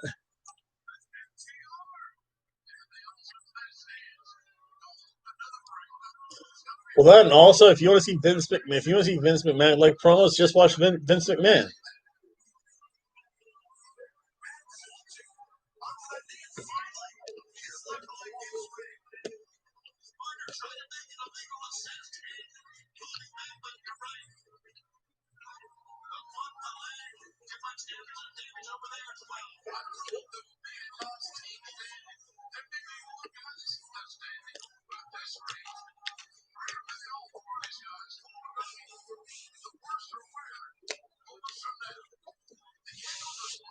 But your point, if people want to see Vince McMahon promos, they'll watch WWE.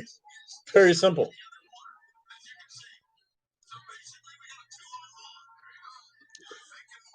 That was good. I enjoyed that, but then he went that step too far, and it was too over the top. That makes sense. So that stuff was good, but then he took it too far, and people are just like, eh. He's trying to be Vince McMahon, but I can go to the other channel and watch Vince McMahon.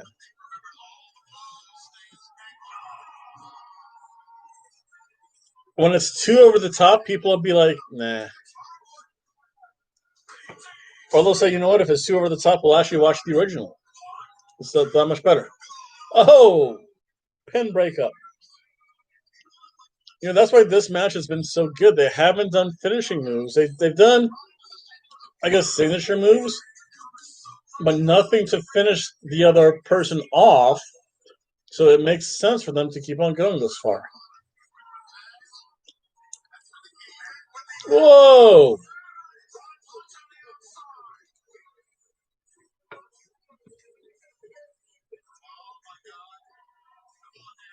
Oh.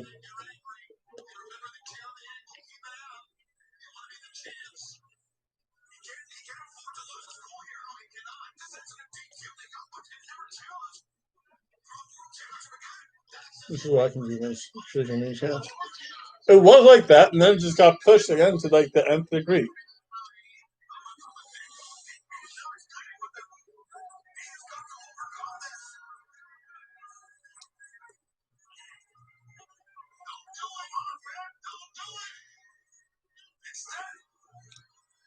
Uh-oh, wait, Meltzer driver. Oh, no Meltzer driver.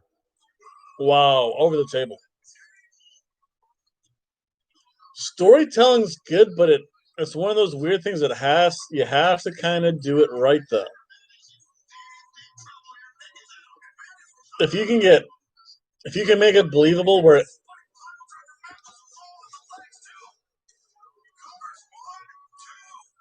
foot's on the rope.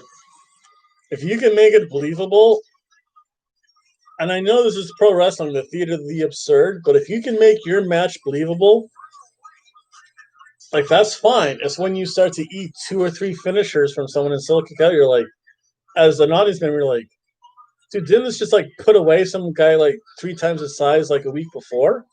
Why is this guy so special? Some are really good at it too. Some have to learn it. Again, it's that whole learning curve.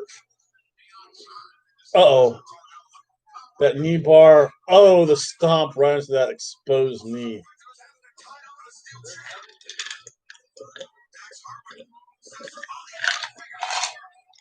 So it's not so much being ridiculous as being over the top ridiculous. The Undertakers are ridiculous. let's be real. The Undertaker is a ridiculous gimmick, but he did it in such a way where, and he looked the part of the big scary person. You're like, oh wait, this is interesting. Oh, Nick Jackson, big 450 splash. Even Kane, probably the most ridiculous thing. Kane! I'll go back a little bit older. I start off, I think the first promotion I ever saw was going back to AWA because that's what was on ESPN. I want to say at 3 o'clock in the afternoon after my sister's ballet lessons. So, so I'll see your WCW, NWA, and I'll raise you an AWA and WCCW. Only because I can still remember like the Dingo Warrior, um, Terry Hulk Hogan, Baron Von Rapsky, Skandar Akbar.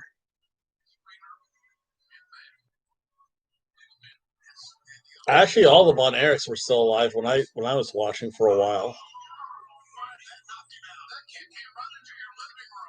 It's on TBS at 6:05.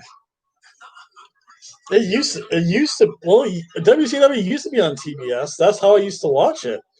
It was a WTBS at like I want to say during the day on like a Saturday, like we could watch wrestling. Now it's all at night.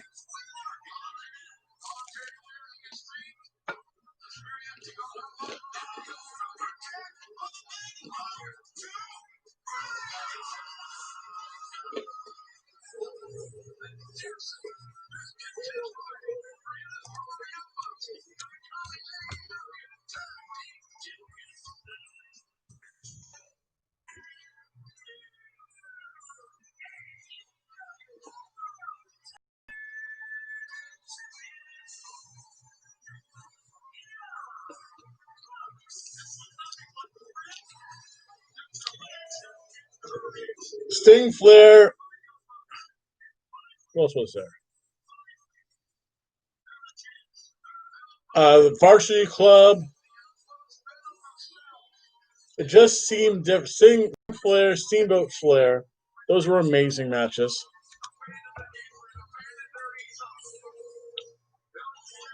It had to be Surfer Sting though. He was the best. Woo! Here. Cactus Jack, Terry Funk. They had the Nasty Boys. Um, Again, Mike Rotundo, Surfer Sting for sure.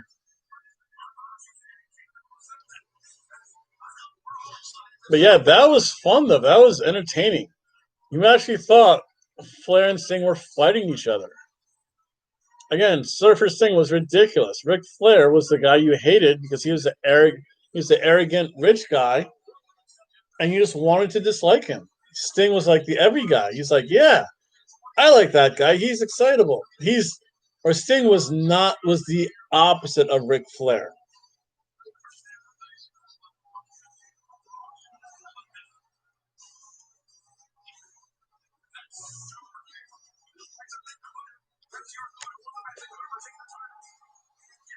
FDR. Super kick. Skandar Akbar. Very first bad guy I liked.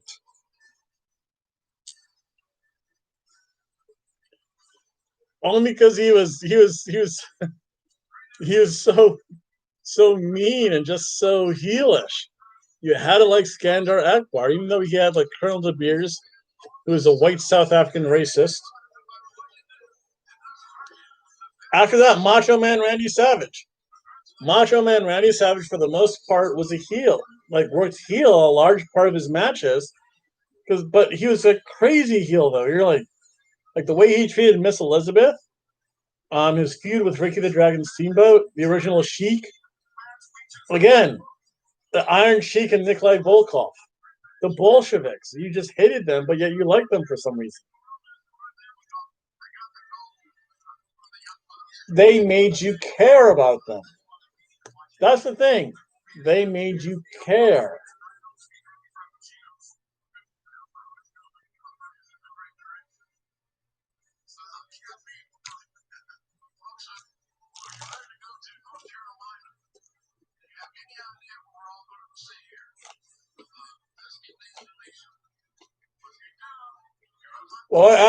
I actually met Sabu when I was living in Michigan. That was great. It was Battle Creek, and he was in the mall, just like on the food court, and I saw him all messed up, and I'm like, wait, there's only one guy I know that has arms that messed up, and that's Sabu. Really good guy though.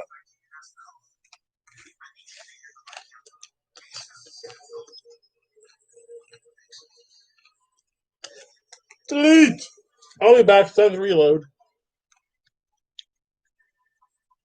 Premonition.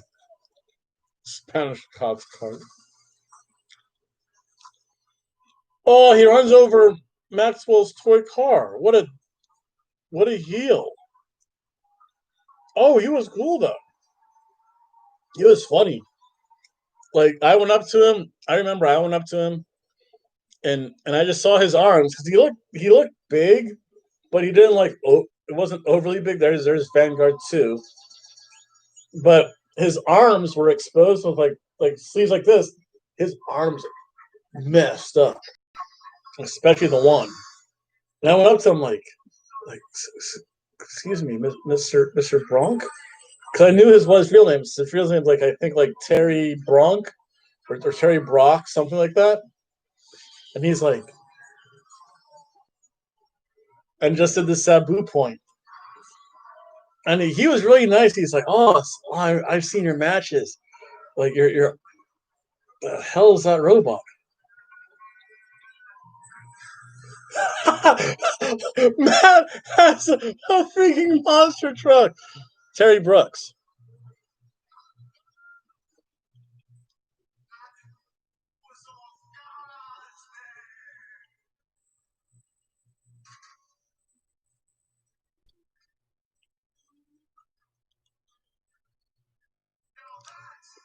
I just had to show that though. That was amazing. Yeah, and I always forget Terry Brooks or Terry Brunk. It's something like that. But yeah, he's just like did a Sabu point. I'm like, oh man, I remember your matches. He was really nice though. I mean, as long as you don't really piss people off, they're really cool about stuff. Like when I met Nixon Newell. But I'll be back.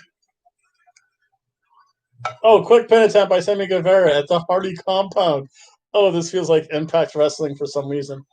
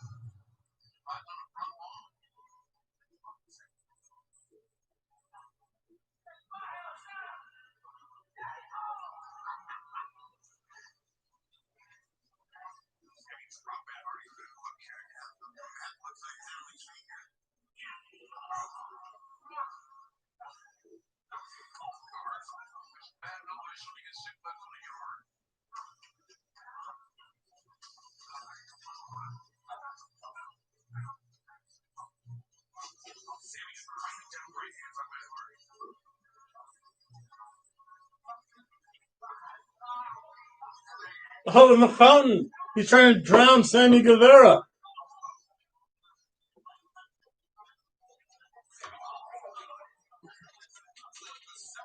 No, I haven't had a chance to. I think that was on like during the week, or I think it was on Thursdays. Thursdays is honestly the one day I give myself off. Oh, let's see what Dan says. Bullet babe for life. Okay, now I know what to get my friend for Christmas.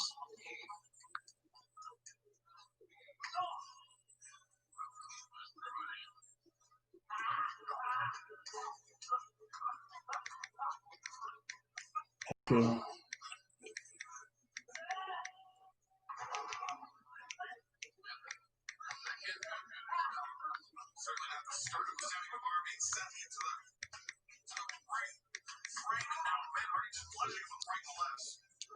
I think I heard parts of it.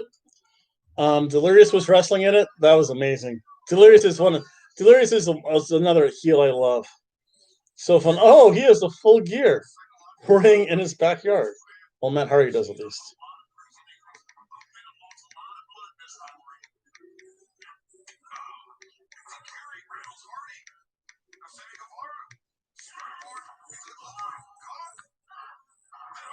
Side effect.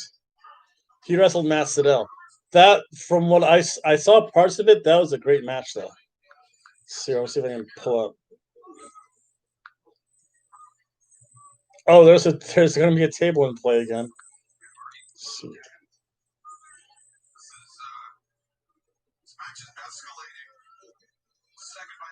Oh, there she is. There's awesome. There's Kong right there. That was at AEW when I went up there. Let's see, where's still the best picture ever is this one though. Nixon Newell and myself. Well, besides that one. Nixon Newell. Look how confused she looks. They're probably never going to have that stuff again, though, because that's just fun stuff. So they're back in the ring. Cracked rib.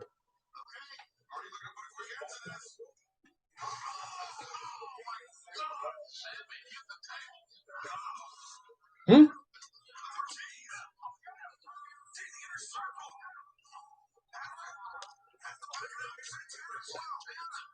Tegan Knox before she destroyed her knees. Oh. Oh. Ortiz and Hernandez is there. Take a look at this match again.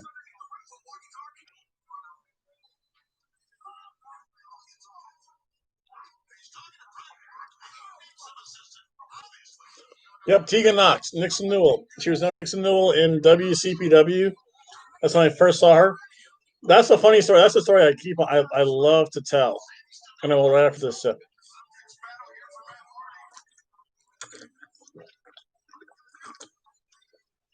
When I saw her at the meet and greet for NXT,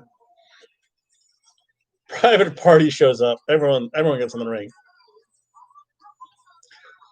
When I met her at the meet and greet for NXT, when they announced them, they have them all come down and say, "Oh, at your meet and greet table, we have the backbone of the men's division, Kaya Sono, yay!" And also wrestling a participant of the Mae Young Classic, Renee Gonzalez, boo, and the girl with the shiningest wizard.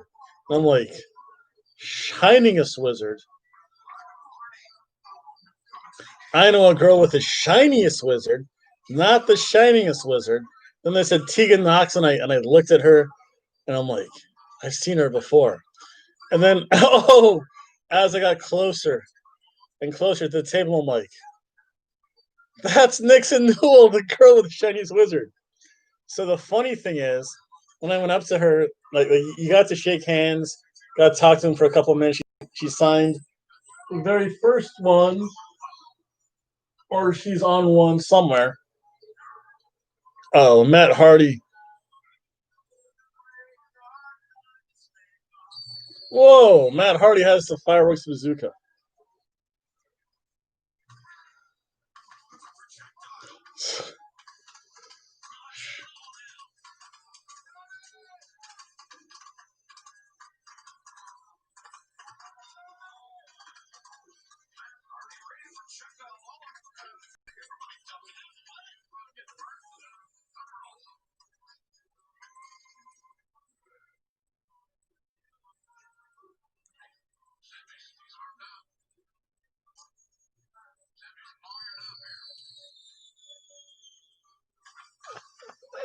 Everyone's terrified. But no, sorry about that. I just had to share that though. But see, this looks like something my friends and I would do. But when I met her though, and I'll finish the story. Said, "Oh, I remember you and like Tegan Knox." I was like, "Wait, you're Nixon Newell, the girl with the Chinese wizard," and she's like, "Uh, yeah." I'm like, "Oh, I saw you in WCPW. You were the first women's champion." She's like, "Uh, you watched that?" I'm like, "Yeah, you were awesome in that." She's like, "Okay." Kai Sono was sitting next to her. He's doing everything he can do not to break out laughing. Rita Gonzalez is the opposite end because she's the heel, and she's like looking over there, like, the hell's going on over there? Like, what's going on over there? It was so funny though. I embarrassed her. Oh, whoa! Sammy Guevara and Matt Hardy are trying to kill each other using fireworks right now. Wow. He nailed Sammy in the foot. The fireworks. But yeah, that to me was the greatest thing. Because when I met Ruby Riot, I have her picture on my computer. She had no clue what to do because no one's ever said, "Oh, you're Nixon Newell. I remember you from WCPW." And she's like, "What?" Again, Kai Sono was the funniest because you could see, like, I glanced over because he just was like, he tried not to laugh. Then Rita Gonzalez was like, "No, you want a picture with me?" I'm like, I'll have pictures to everyone. But yeah, it was just so entertaining though. Oh, the hurricane. Is that beautiful Bobby Eaton?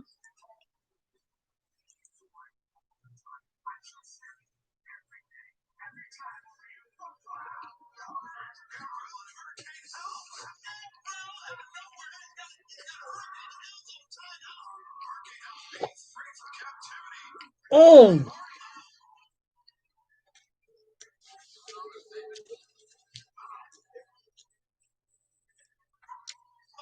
Gangrel.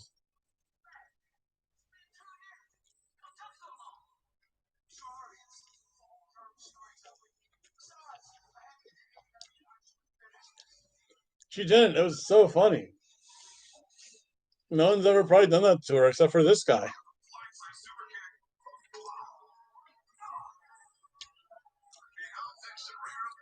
Only because when I met Ruby Riot and then NXT, I'm like, "Oh, you're a Heidi Lovelace." She's like, "Shh, that's my cousin." Right now we're in this one. Unless I missed it, we're gonna have the Chris Jericho MJF match. So we're still gonna have the John Moxley Kingston match and the number one contender match. So it's one, two.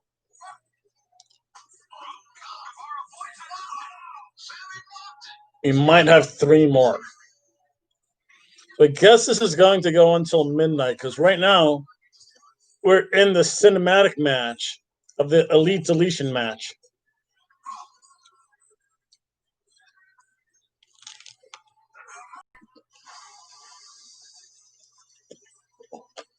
Into the lake of reincarnation.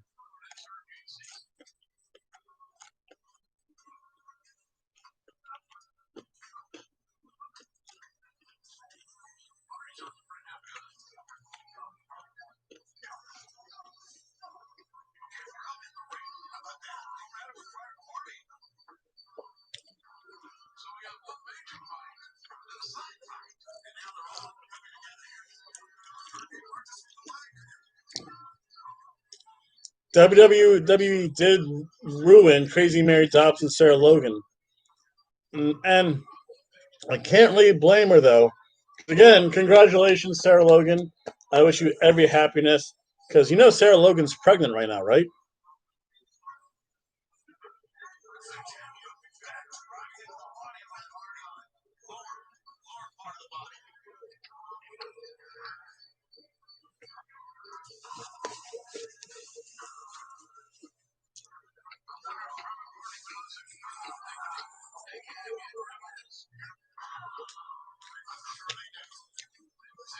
Yes, sir. Married to Ray Rowe.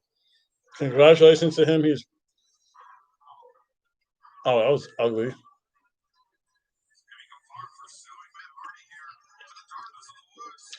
Again, punching above his weight limit.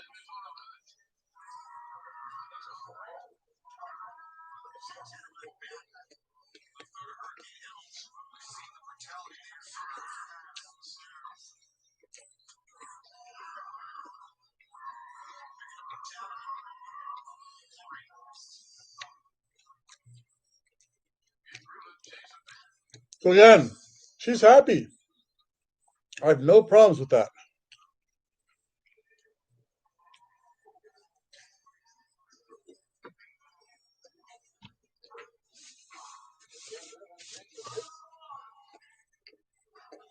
Oh!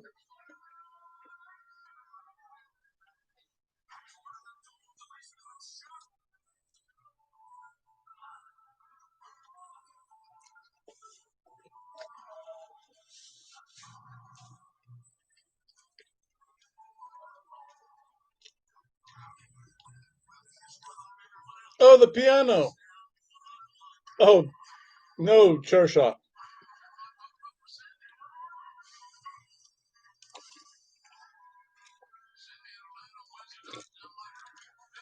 Like the thing is, I think I mentioned it a long time ago. Once Becky Lynch got pregnant, everyone was asking who's going to be the next woman. Because for some reason, one woman in a circle gets pregnant, and then someone else wants to have kids. Again, congratulations to Sarah Logan. WWE sent her home. She's like, hey, I can take a little bit off wrestling, have a family. Power to her. All happiness to her. Cannot complain. I think she was even featured in that one little vignette video too. So that was good to see her now.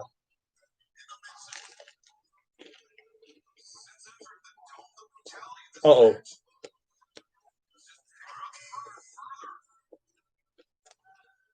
Oh!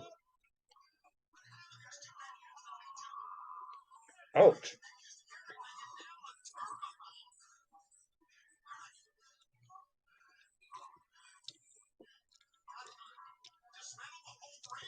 Oh, he's shutting the ring apart. He's choking Matt Hardy with the ring ropes. Like, literally. Jimmy Havoc did a front flip. Oh! I think I saw her in a woman's death match. It was just weird. Jimmy Havoc's a freak. I don't know how a woman could get stapled in the crotch. That has to hurt. I don't care what people say. That has to hurt. I think, who was it? I mean, I've seen women get stapled in the tits before. That's just bad. And the flip off the 20-foot balcony, that kind of turns me off because I'm like, dude, you can kill yourself that way. Just ask New Jack. Oh, Matt Hardy's on the table. Sammy Guevara's kicking what's left of the ropes out of the ring.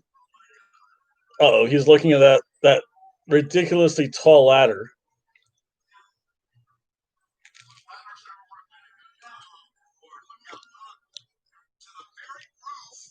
I don't think there's enough space for him to do a flip. Oh. No! Out. I think it was empty, this table, Ken. It was on to 15. I believe that. It just looks so nasty, though. You guys, one of those things you're like, ugh.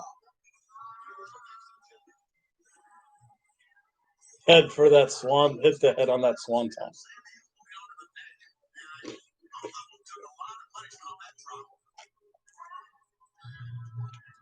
Uh-oh. Ouch. Twist of fate onto the table. Concussion for a concussion match. That's pretty close. I mean, she had good matches, don't get me wrong. I don't mind this. I used to. Then they got way too extreme for me. Oh, onto the table. Concussion for concussion is right there. I think I stopped watching the death matches once. Like you start like impaling people on the head with stuff, and it just looks so wrong.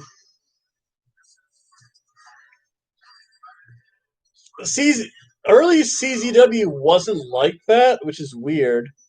CZW still has some good wrestling, or they used to have good wrestling matches. But the thing with CZW is that they took it. They said, "Okay, we'll have good." They had good wrestling matches too. They would feature the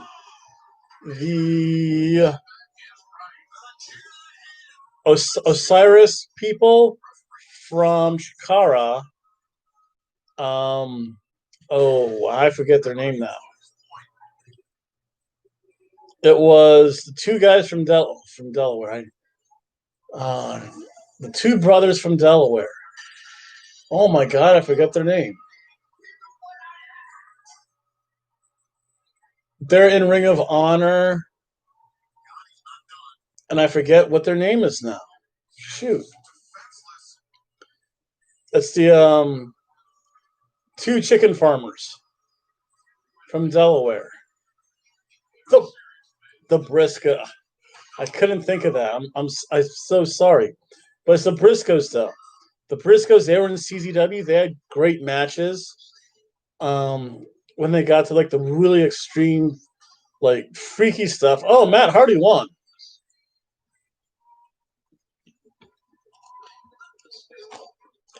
Hey, Googly Moogly. The Briscoes always had good matches though.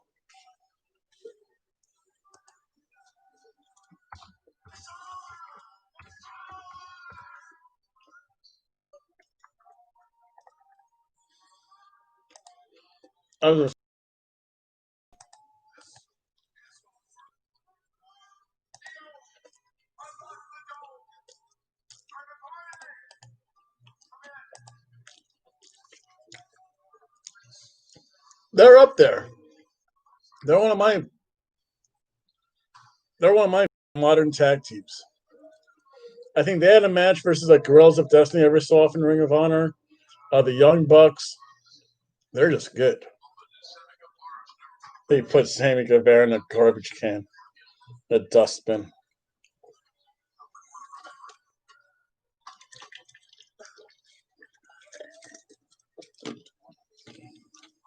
Now they are. I mean, they're just classic wrestling tag team. People say that they should go to NXT. Only NXT though, not WWE, because WWE won't know what to do with the Briscoes.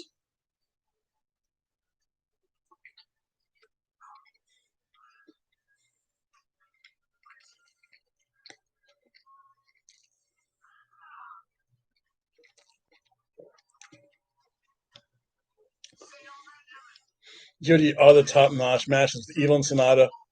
Again, they're just good though. You get good Senior Benjamin.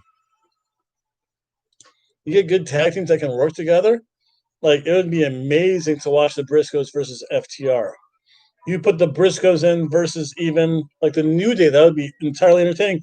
Oh, Rebby's playing the piano. No, they're in Ring of Honor for life.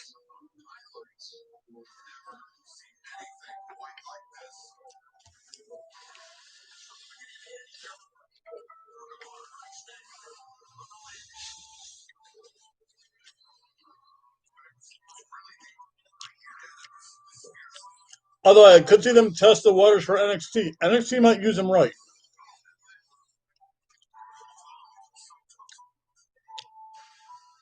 Well, I would say the head booker for ROH right now is Delirious. So, and it works.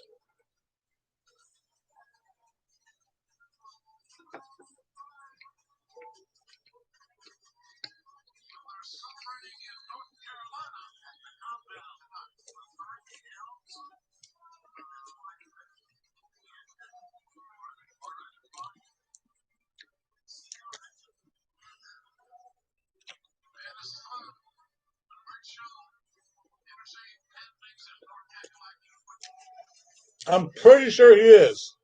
I'll say 85% sure that he is.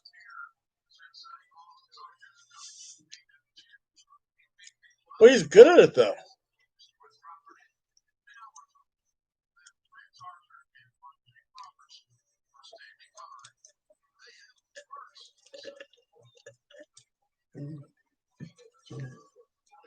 But Lance Archer is beating up some poor schmuck in the streets of Jacksonville again. Sasha Banks is smiling somewhere. Squirrel was removed because of the whole underage woman/girl incident, right? With all that, I don't know, whatever movement they called it.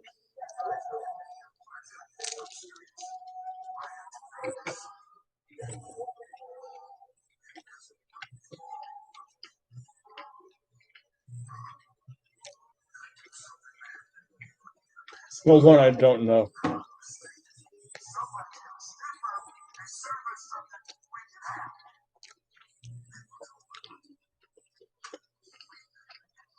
Me too.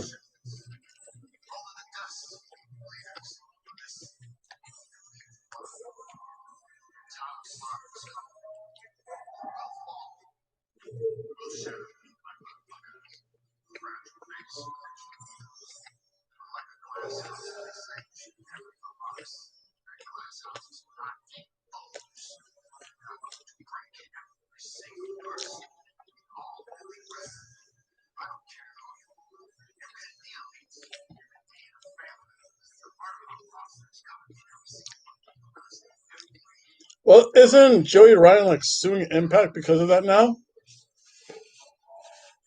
Well, that's the last thing I heard about Joey. Joey Ryan got caught up in that too. Joey Ryan was part scumbag anyway. Oh, this match is next. That'll be 2020 and 20, so that'll be about 11:30. The show will be over.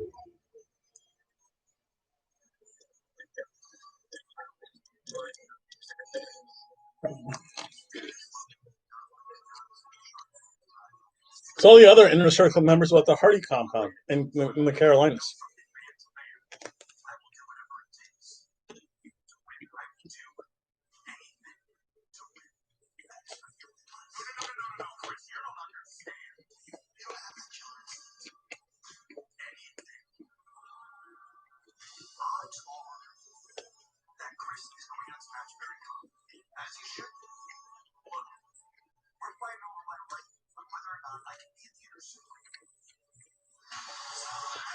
Whoa!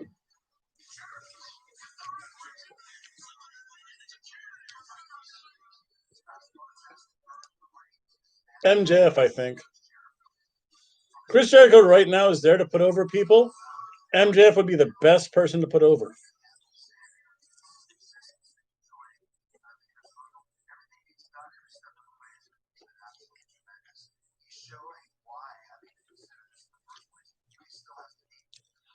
Again, when CZW wasn't extreme or did utterly stupid stuff, it was good.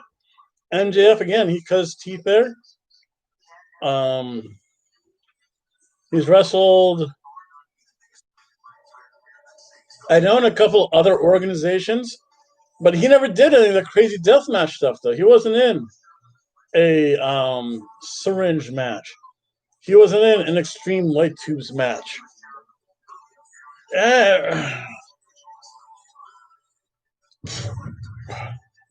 MLW. It wasn't. He got a little extreme, but nothing. He didn't jump off of a building through light tubes. Let's say that. I don't remember that at least.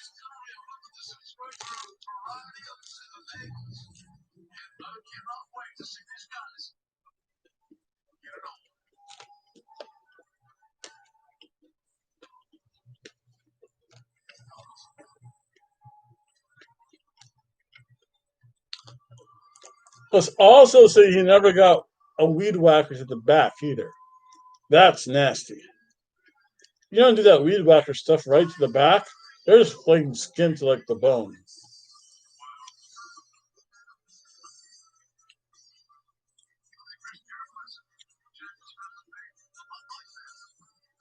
I mean, a 10-foot drop isn't necessarily that bad. That's probably going from like I think 10 feet. I mean, 10 feet is probably the top turnbuckle to the floor.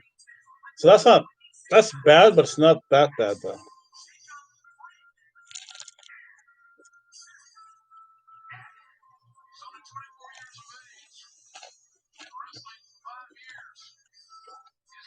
Oh!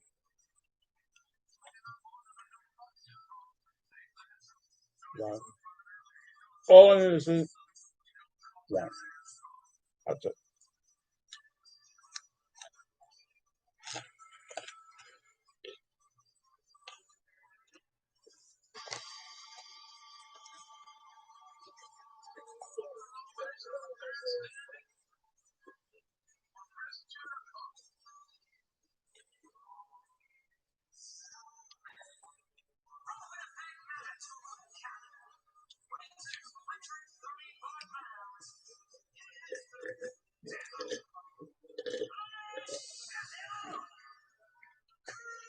Straight horns. Yeah. Again, he did the smart thing. He said, "I'm going to be a ref. I'm done with this nutty stuff." 2 likes. Thank you.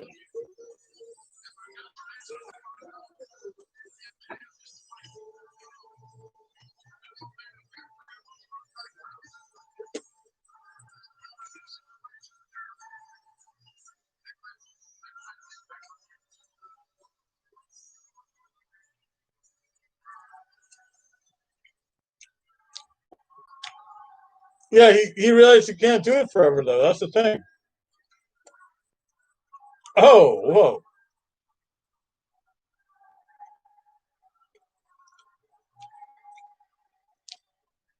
Oh, wow. They're fans, though. That's cool. Seattle. Stuff. That was nuts.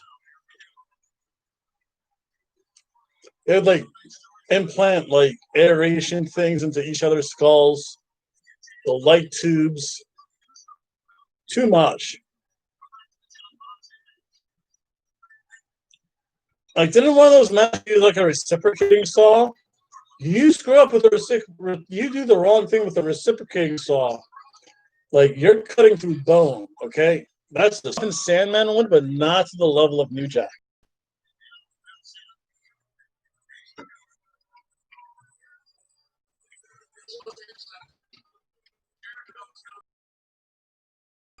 Oh!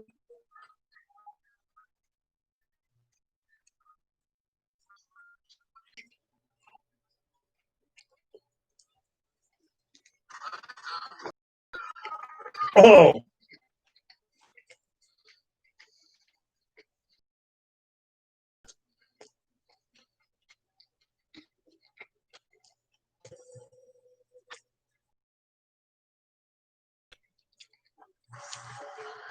The Champions match.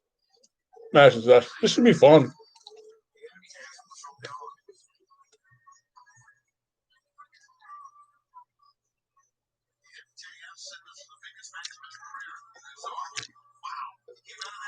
Big comeback clothesline.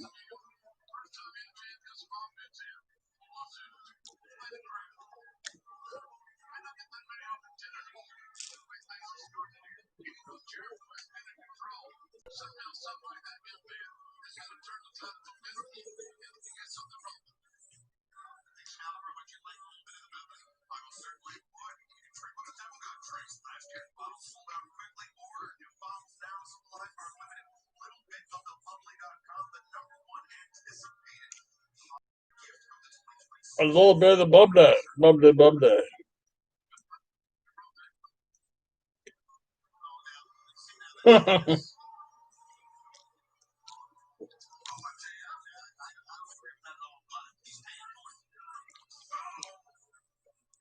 Ouch. Glad all those wrestlers are ringside.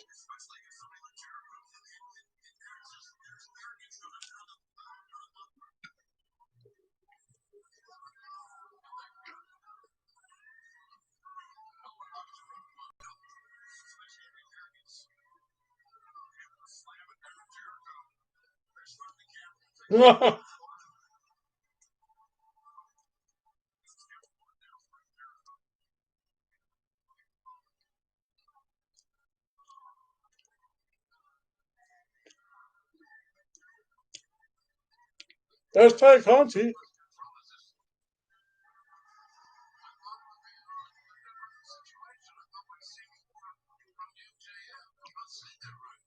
A trumpet.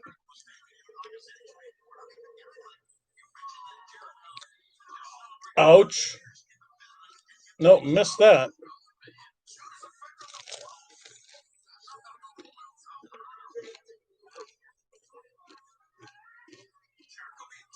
Ouch.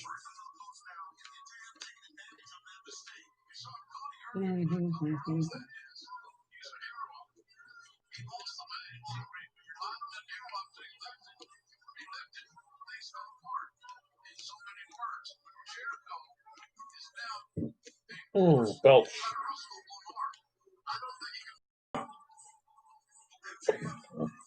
Even Excalibur called him an arrogant prick.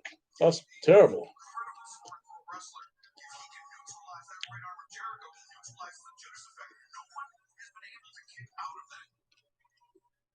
Gus always delivers.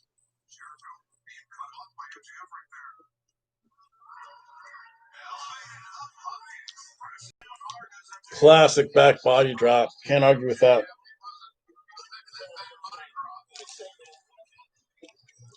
This has been a lot more classic match than the other one was.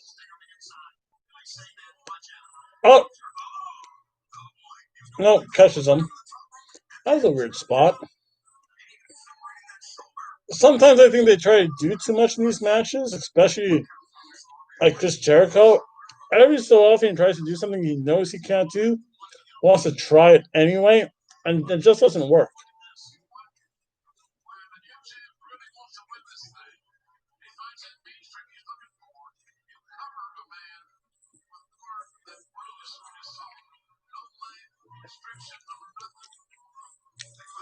Biting the fingers, that's good to see.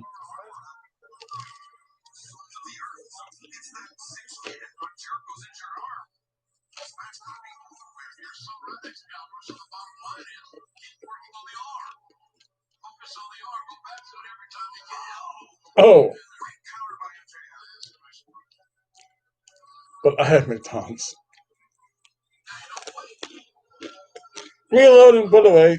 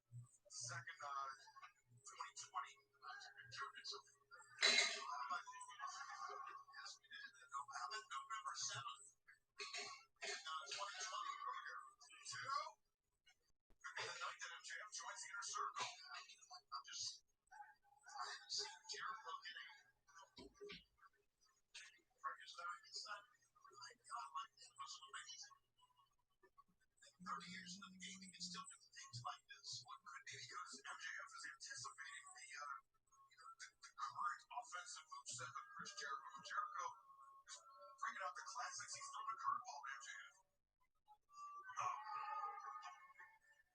Not a great place to be, and it's the worst place to land. Jericho now may have opened the door back for himself to get back in control offensively. Jericho heading up to the high right district once again. Suplex time.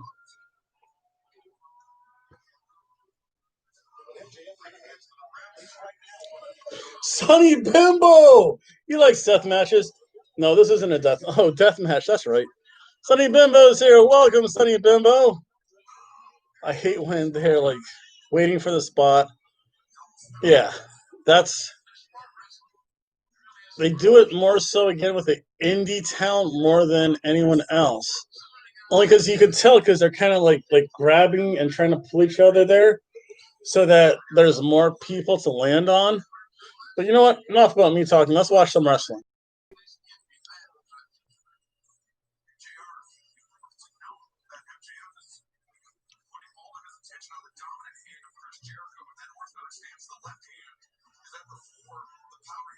Whoa, woman was behind him cheering for Jericho.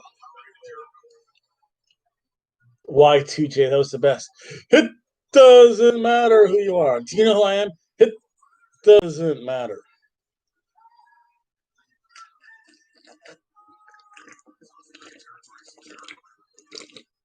Oh. Yay. Boo. Yay. Yay. Yay. Yay. Yay. Boo. The eye poke. Oh, classic heel trope. MJF goes off the rope, eats a big knife edge chop. Woo! No, it is annoying. Again, when they start to pull each other and you know it's going to happen, they don't do that as much in WWE. They kind of look like they do, but they're all kind of gathered unmossed to begin with. So it looks a little bit more plausible. Again, WWE, they have the refinement to do stuff like that. AEW, they're just like, okay, let's get over here. Oh, going for the Fujiwara armbar. That. Wow, this is a long day too. Hobo. Hobo. Uh-oh, going now Jericho reversed it. Now he's going for the Lion Tamer. Oh, it's more like a Boston Crab though.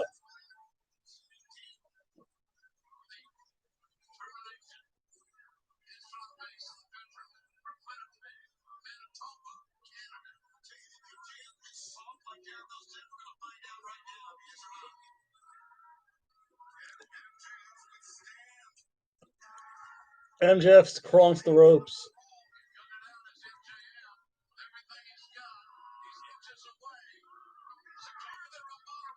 Oh, now he gets the rope, so it's a rope break. He is forced to let go. Again, this has been a good. This has been a very good traditional wrestling match. I can't complain about this. The reason I look funny is because actually I'm watching it over here. Granted, it's on my computer here, but I get to see the door of wrestling, which I don't even think they're going to have anymore. The only annoying thing is that there tend to be lights like swirling and stuff. Don't you touch me. Oh. Oh, Aubrey's. Then Aubrey got shoved out of the way by Chris Jericho. Whoa. Aubrey has to lay the law down here soon. She's too cute. Oh, what's this? Nope. Sear going code breaker through the ropes. Ouch. Sear. Whoa, the heat seeker. The rope assisted pile driver. Covers the arm too. But Audrey only gives him the 2 count. He's 2. Sweet.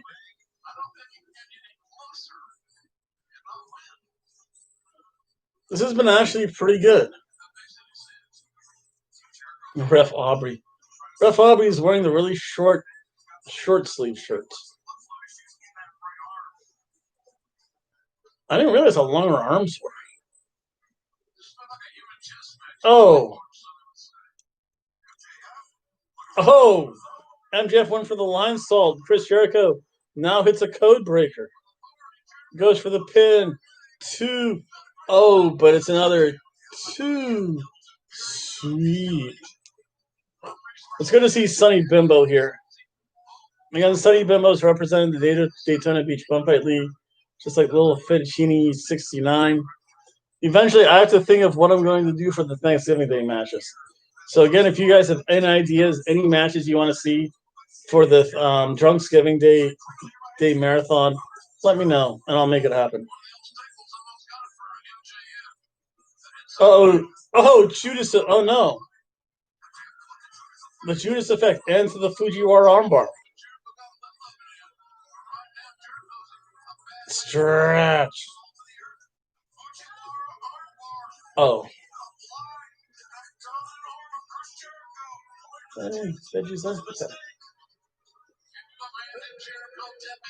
Oh, Chris Jericho's fighting out of it.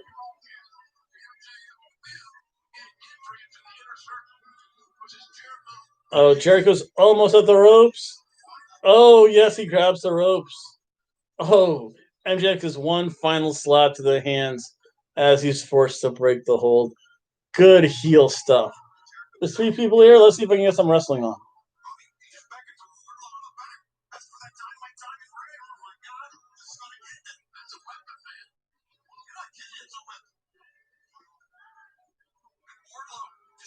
Oh, he got the diamond ring on. Oh, let's see here.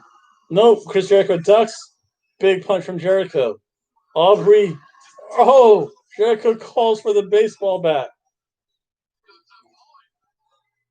Oh, and he just fell. He just dropped to the ground. And Jericho's right-handed. He's going to win a la Eddie Guerrero style. Oh, MJF rolls him up. Wow, that was good. Almost got into thing with the announcer that time. Wow. That was good. MJF's now part of the inner circle. He's dastardly enough. The thing is, will Wardlow follow him into the inner circle? Yes, 5 people. Let's see if I can show it a little bit.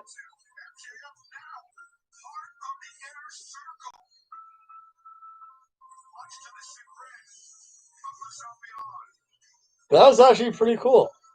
So MJF wins. He's now part of the inner circle. That was good. He out cheated a cheating bonk. Oh, Chris Jericho had no idea. As he's arguing with ref, just didn't outrightly disqualify him because she really didn't see him hit him. She just saw the baseball bat. She knew something was amiss though. Because of that ending. That was a good surf and turf ending. MJF is really that good. And we're going to see if Wardlow's allowed into the inner circle. Because Wardlow and Jake Hager are just staring down at each other. Will cooler heads prevail? The crowd noise. The crowd trying to chant. This is awesome. MJF is really good, though.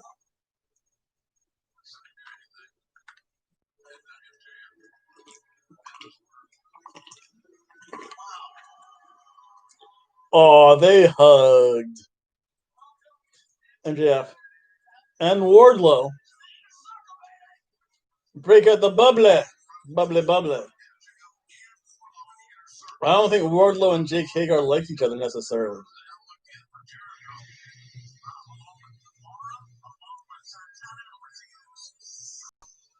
Inner circle. For life. Oh, when Jake Hager was going to go through, no, the ropes were not held for Jake Hager. They were for Chris Jericho. They were for MJF. That was a good match, though. Those were actually a really technical match. I do like that ending. I can appreciate the ending. That was good. 4 people are watching. There's really no wrestling this show. They just ended the match. when we get to some wrestling in one of the two kind of main events. No, the only match I missed was this.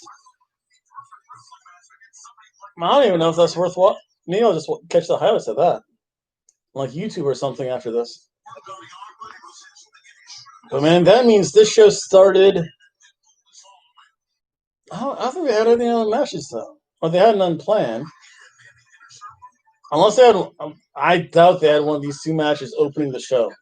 They could have had, but you know what? They have 15 minutes left, 20 and 20. That's 40 minutes. Still a lot of wrestling.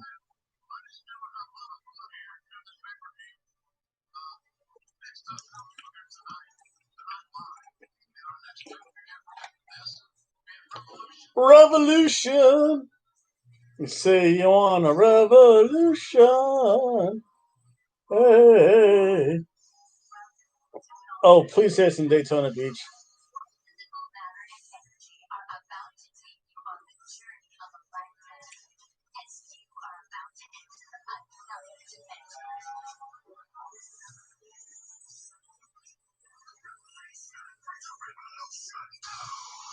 February. I might get to see that live. I just realized that because I'm leaving my job in February. That's the end, the last Saturday in February. Oh my God! Look at Dasha. Look at that outfit Dasha has.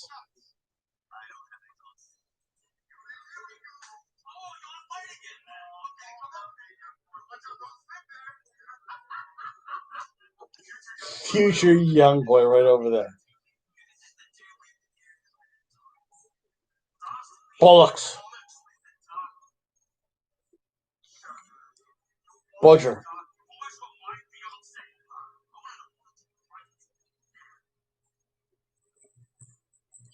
Oh, he said I'm sorry, not good enough. Slap in the face. Penelope Ford walks right in front of Kip Sabian. Wow, what a heel. Gotta go. You too, Sonny Bimbo. Thank you for stopping by. Hope you enjoyed parts of the show. Hope you enjoyed our unique conversation. And I don't talk politics that much, but when I do, I try to sound intelligent about it.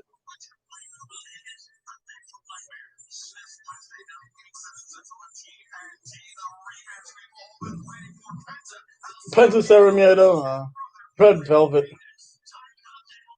Ty J versus Ty Conti, with Anna Jay takes on Red Velvet with Brandy Rhodes. Meh.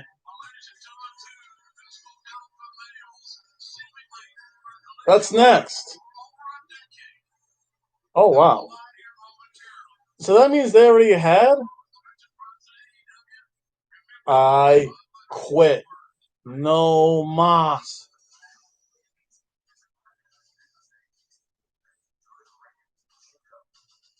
Eddie Kingston, CZW original. Or at least in CZW for a fairly long time.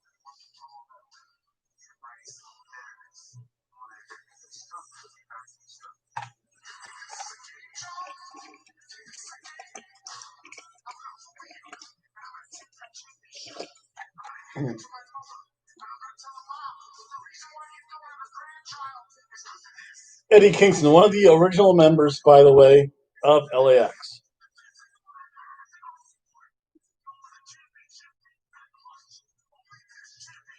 Yeah, he's been everywhere.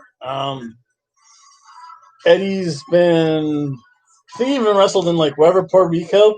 I also think he made like a one show appearance. I want to say once in AAA.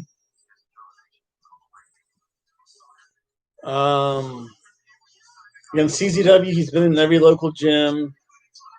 CZW, ML, I don't forget if it's MLW, Impact. He was in as part of the original LAX. Chikara, everyone's been through Chikara, I think. I mean, if AJ Styles went through Chikara, I'm sure Eddie Kingston went through Chikara too. Where else? Probably Pro Wrestling Guerrilla. He's probably been there. Moxley's been in CZW. WWE, NXT for a brief stint. Now in AEW, New Japan Pro Wrestling. So again, these are two well-traveled individuals. These are two well-experienced. They all went on their little what do they call it in New Japan?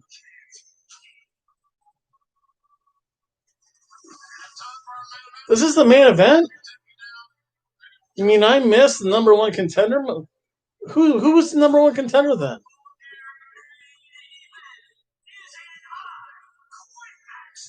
I know I came in late, but that's weird. I'll also put a question mark by that. Take a quick look at it. I quit. Or in Espanol, no mas.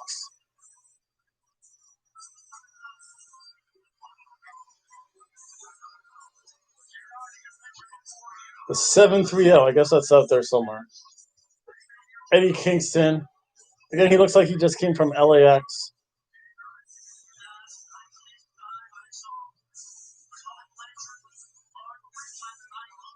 Magnum TA.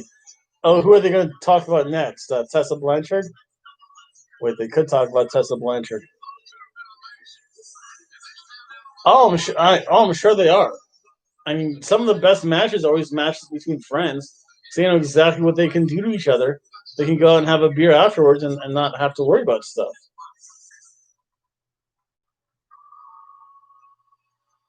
I mean, the thing is, when you've wrestled someone for so long,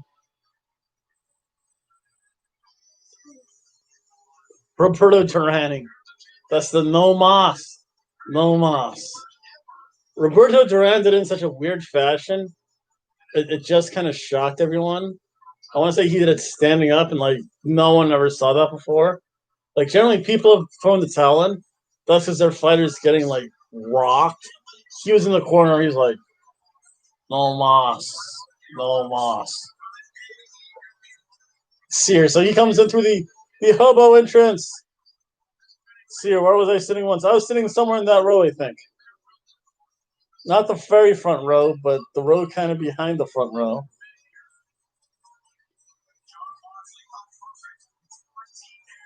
Gingerbread beard, brown hair, same gimmick. No mas.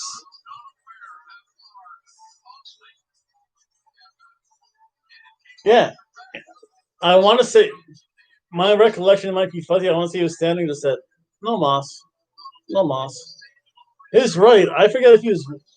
I think he was getting. He might have got beat up a lot that last round. I mean, I can't remember the whole match. Oh, John Moxley goes down on one knee, does the Rocky Balboa thing to pray. Says, please don't let me kill my best friend. I'm just waiting for Renee Young to. I know once, I swear I saw Renee Young in the crowd at an AEW show on TV.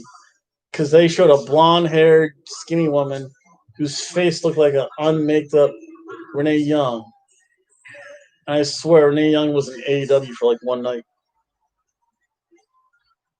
Yeah, that was crazy. People were like staring at him. Like the big thing was like people wanting to know if the fix was in. Because I don't think that ever happened before. I mean, people have thrown the towel in, and their fighters getting beat up. They said it when they're lying on the ground saying, oh, I'm done. But never just standing up. He stood up, the bell rang. I want to say it was right before the bell. He was standing, and like once the cornerman came out, he's like, no mas. No mas. It was just so weird, and no one's ever seen that before. And I don't think you. I forget if in every so often in UFC they will stop the fight between matches, between not matches, but between rounds. But mainly because the one guy's so messed up, the corner looks at him like he's done. Generally, it tends to be doctor stoppage too, if it's like that. Oh, Eddie Kingston. First thing he does, he puts the fist up. They ring the bell. Oh, they start trading blows. Yay, boo. Oh, and a hockey fight breaks out in a wrestling match. And Moxley's definitely getting the better of that. Not technical whatsoever. Oh, the backhanded chop. And wow, that was weak though by Moxley. Ouch, that hurt. Ooch.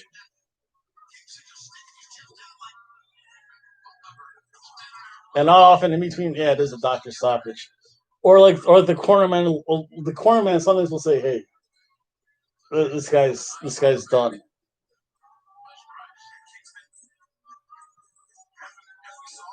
But even then, it's fairly rare. Most of the time, it gets finished. Oh, biting the ear of John Moxley. It doesn't matter for a pin. Moxley's going for like a Jujutsu. I mean, I saw that setup. Well, wraps the hand around the rope. Woo! Eddie kicks and no sells that. Winds up for his own. They're just like trading chops.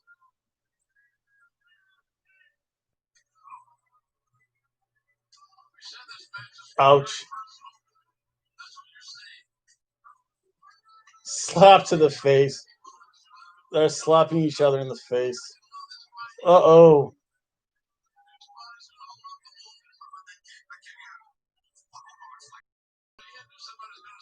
Yeah, that's not the brightest thing to do. And don't mind me saying that. Like, sometimes you can get away with it. Most of the time you can't. I've dislocated fingers in wrestling matches. And you want to continue, and then you just say, like, you go home and your parents kind of yell at you, say, "Gee, that was stupid. Why didn't you like just stop?" I'm like, no. It's like, no, I wanted to finish. It's like, you lost anyway, but I didn't give up, dummy. Again, it's just one of those things. It's like being macho. You all have to be macho. You're not the first person. I've heard that story. Oh, who didn't that happen to one of the Gracies where they broke their hand and couldn't continue or something like that? I know it happened every so often. It happens in the UFC. It's not, where is it? It's not uncommon, but it's not frequent enough. Like, the thing is, like, if you break a rib, I've bruised ribs, I've torn intercostal muscles. Cub Swans, like, I've bruised ribs and I've strained intercostal muscles. That hurts. I don't care who you are. When it literally hurts to breathe, when it hurts to twist, that is not fun. Jose Aldo. Yeah, again, it happens every so often. It's not uncommon. It's not a regular occurring thing though.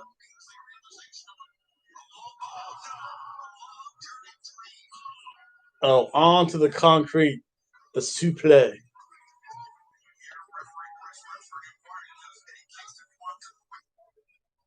Yeah, because Remser probably officiated CZW. He probably officiated all those indie matches. I've never had a broken rib, but again, if you've had bruised ribs, you twist you strain an intercostal, it just sucks. Pulver, but he fought through it. He was getting paid piles of money too. You pay me piles of money, I'll try to fight through it. Like, when I do it, because when it happened to me, it happened to me during a rugby match. And it's one of those things you just kind of get up and you're just like, not happening. Because in rugby, you're running throughout, and when it hurts to breathe, it was a bruise. It wasn't anything broken. It was bruised because a guy fell on me. And then I had to twist awkwardly to get up.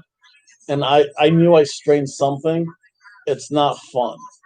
The next day, again, you can see the bruise on the rib, and you're just like, oh. It hurt to lay on it. It hurt to touch. It was not fun. again, you can fight through a broken hand, but a broken hand is more common to fight through than a broken rib. Broken ribs just it hurts to breathe. It's not fun. If you can't breathe, you can't do anything. I think I remember watching that fight on ESPN, I think, and they meant as like a highlight reel. This is when Jens broke his rib, and you could tell that he was sucking air. I mean, it wasn't anything. It wasn't like he could hide it. I forgot. Oh, Moxley has the baseball bat. Let's show some of this baseball bat footage.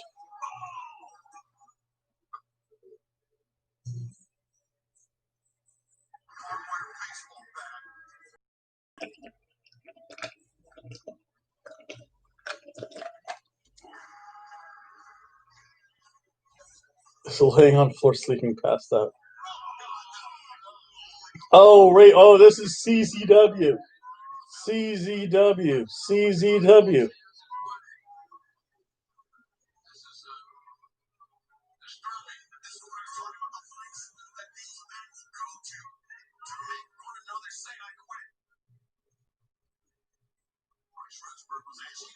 We got our juice. We got the color in the match. The last match of the night. Oh, wow. Eddie Kingston sees the blood on his own hands now. That was a. You want to talk about good storytelling? Like, if you see your own blood and you don't freak out, something's wrong, or you're just way too used to seeing it. So if you have that look like, oh my God, I'm bleeding now, that makes sense, and that makes sense in a wrestling match. Oh, big back suplexes.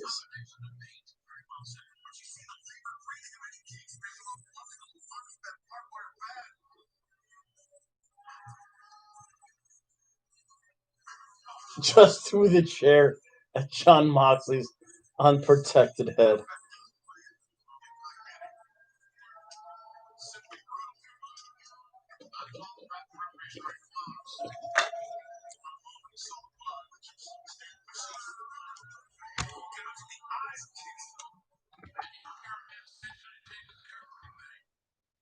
I knew I forgot something. Oh, dear. Oh, the gloves go on now. Oh, now Kingston has the barbed wire baseball bat. The drop toe hold. Shawn Moxley lands gut first on that. I don't care how you gimmick a barbed wire baseball bat, it still hurts. That's metal. Metal on flesh. Flesh always loses. Oh, that steel chair. Oh, he just threw that. Nearly an unprotected chair shot, but Moxley got his hands up in time. Eddie Kingston has the baseball bat.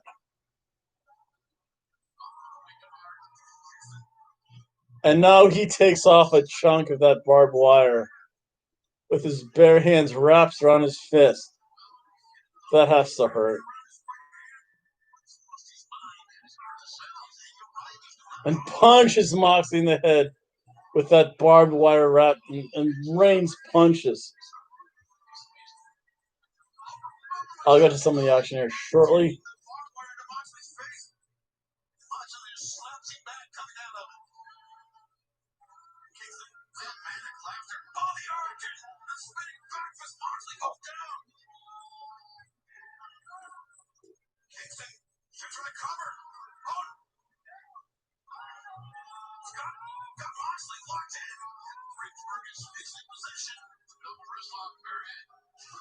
Whoa. Oh, the headbutt. The Kimura. The near Kimura's locked in. And now Moxley's fighting the leg. Fighting the leg of Eddie Kingston.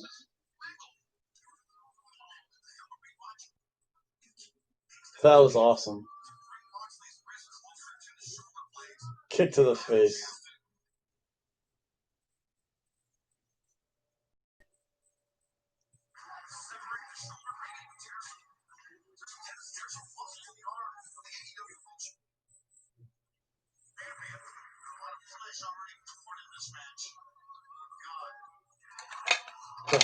There's not a lot of flesh left to tear. Get him! Someone yelled, "Get him!" from the audience.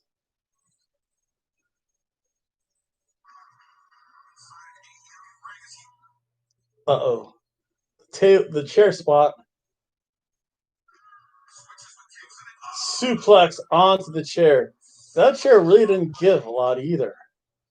That's just not good. That was the ungimmick chair. That chair looked like it did not give much. No one practices taking chair shots like that in wrestling school. That's funny. JR exposing the business.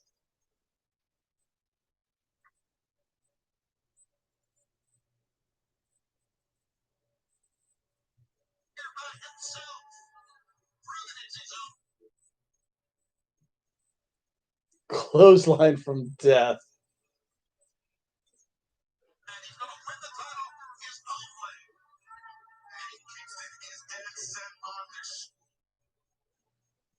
Eddie Kingston. Eddie, what does he have now? Oh, the thumbtacks are coming out, folks. We have the bag of thumbtacks. I highly doubt those are gummy bears this time.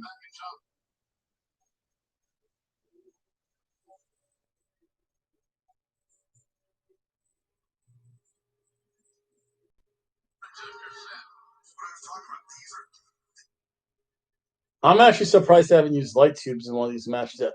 Oh, 3 thumbs up. Thank you. I haven't had 3 likes in a while. So the thumbtacks, the barbed wire baseball bat, the chairs. Where's the Warhorse? Warhorse is like, oh, duck under into I think what's going to be a German suplex. Let's see if it picks up. Oh, the German suplex onto the thumbtacks. Ouch. Oh, no, that was a clothesline. They fought off. Both of them land on the thumbtacks, but yet Eddie Kingston sells it the most.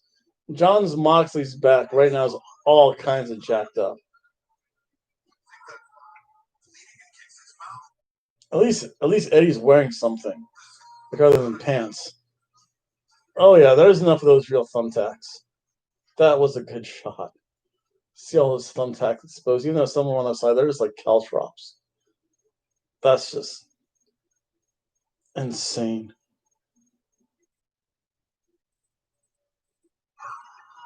Oh, Dean Ambrose. You can count the thumbtacks located on the right side of his back, piercing this flesh, going into the intercostal muscles, grazing part of the fatty parts of the kidney. Oh, that's disgusting. That's a pretty vivid picture I painted. That's pretty good. I done did good for myself.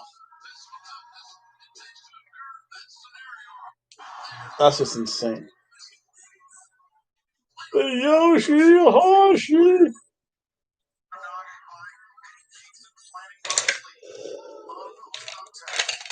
More booze. Yes, the booze. Once I come back, I'll show more wrestling too.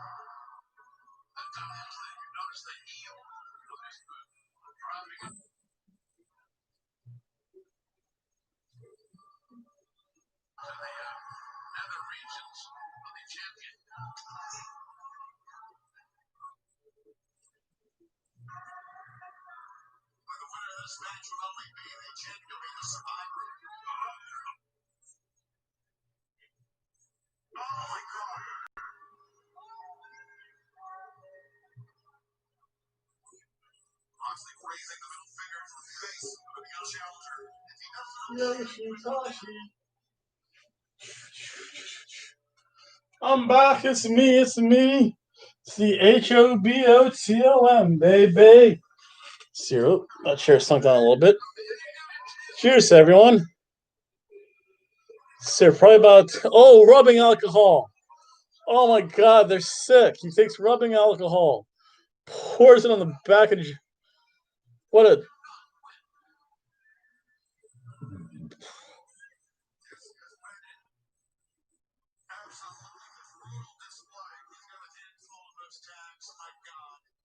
Where do you put those thumbtacks? Oh! Smashes them in the head. Salt and lemons does. Safety first. Well, I'll give him that much. At least the alcohol will clean out the cuts, maybe?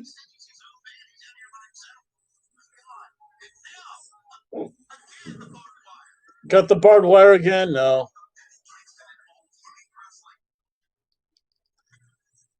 Oh, the bulldog choke.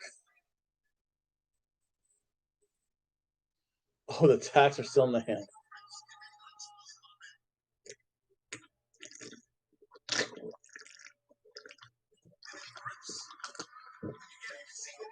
Sear.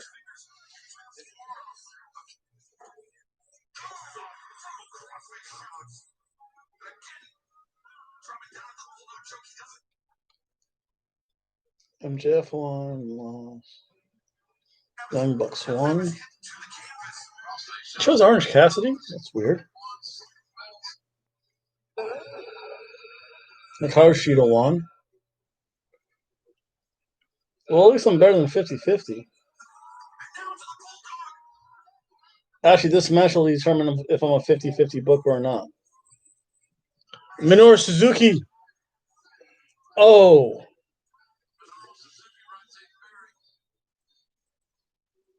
Oh, start new video. Too long.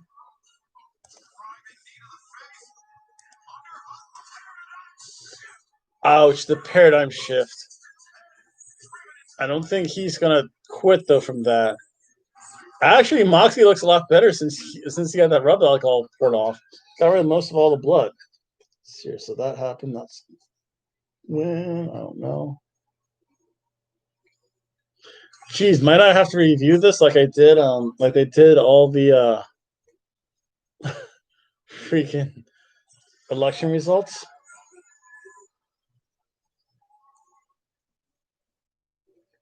No, because Matt Hardy won that. That was a shock.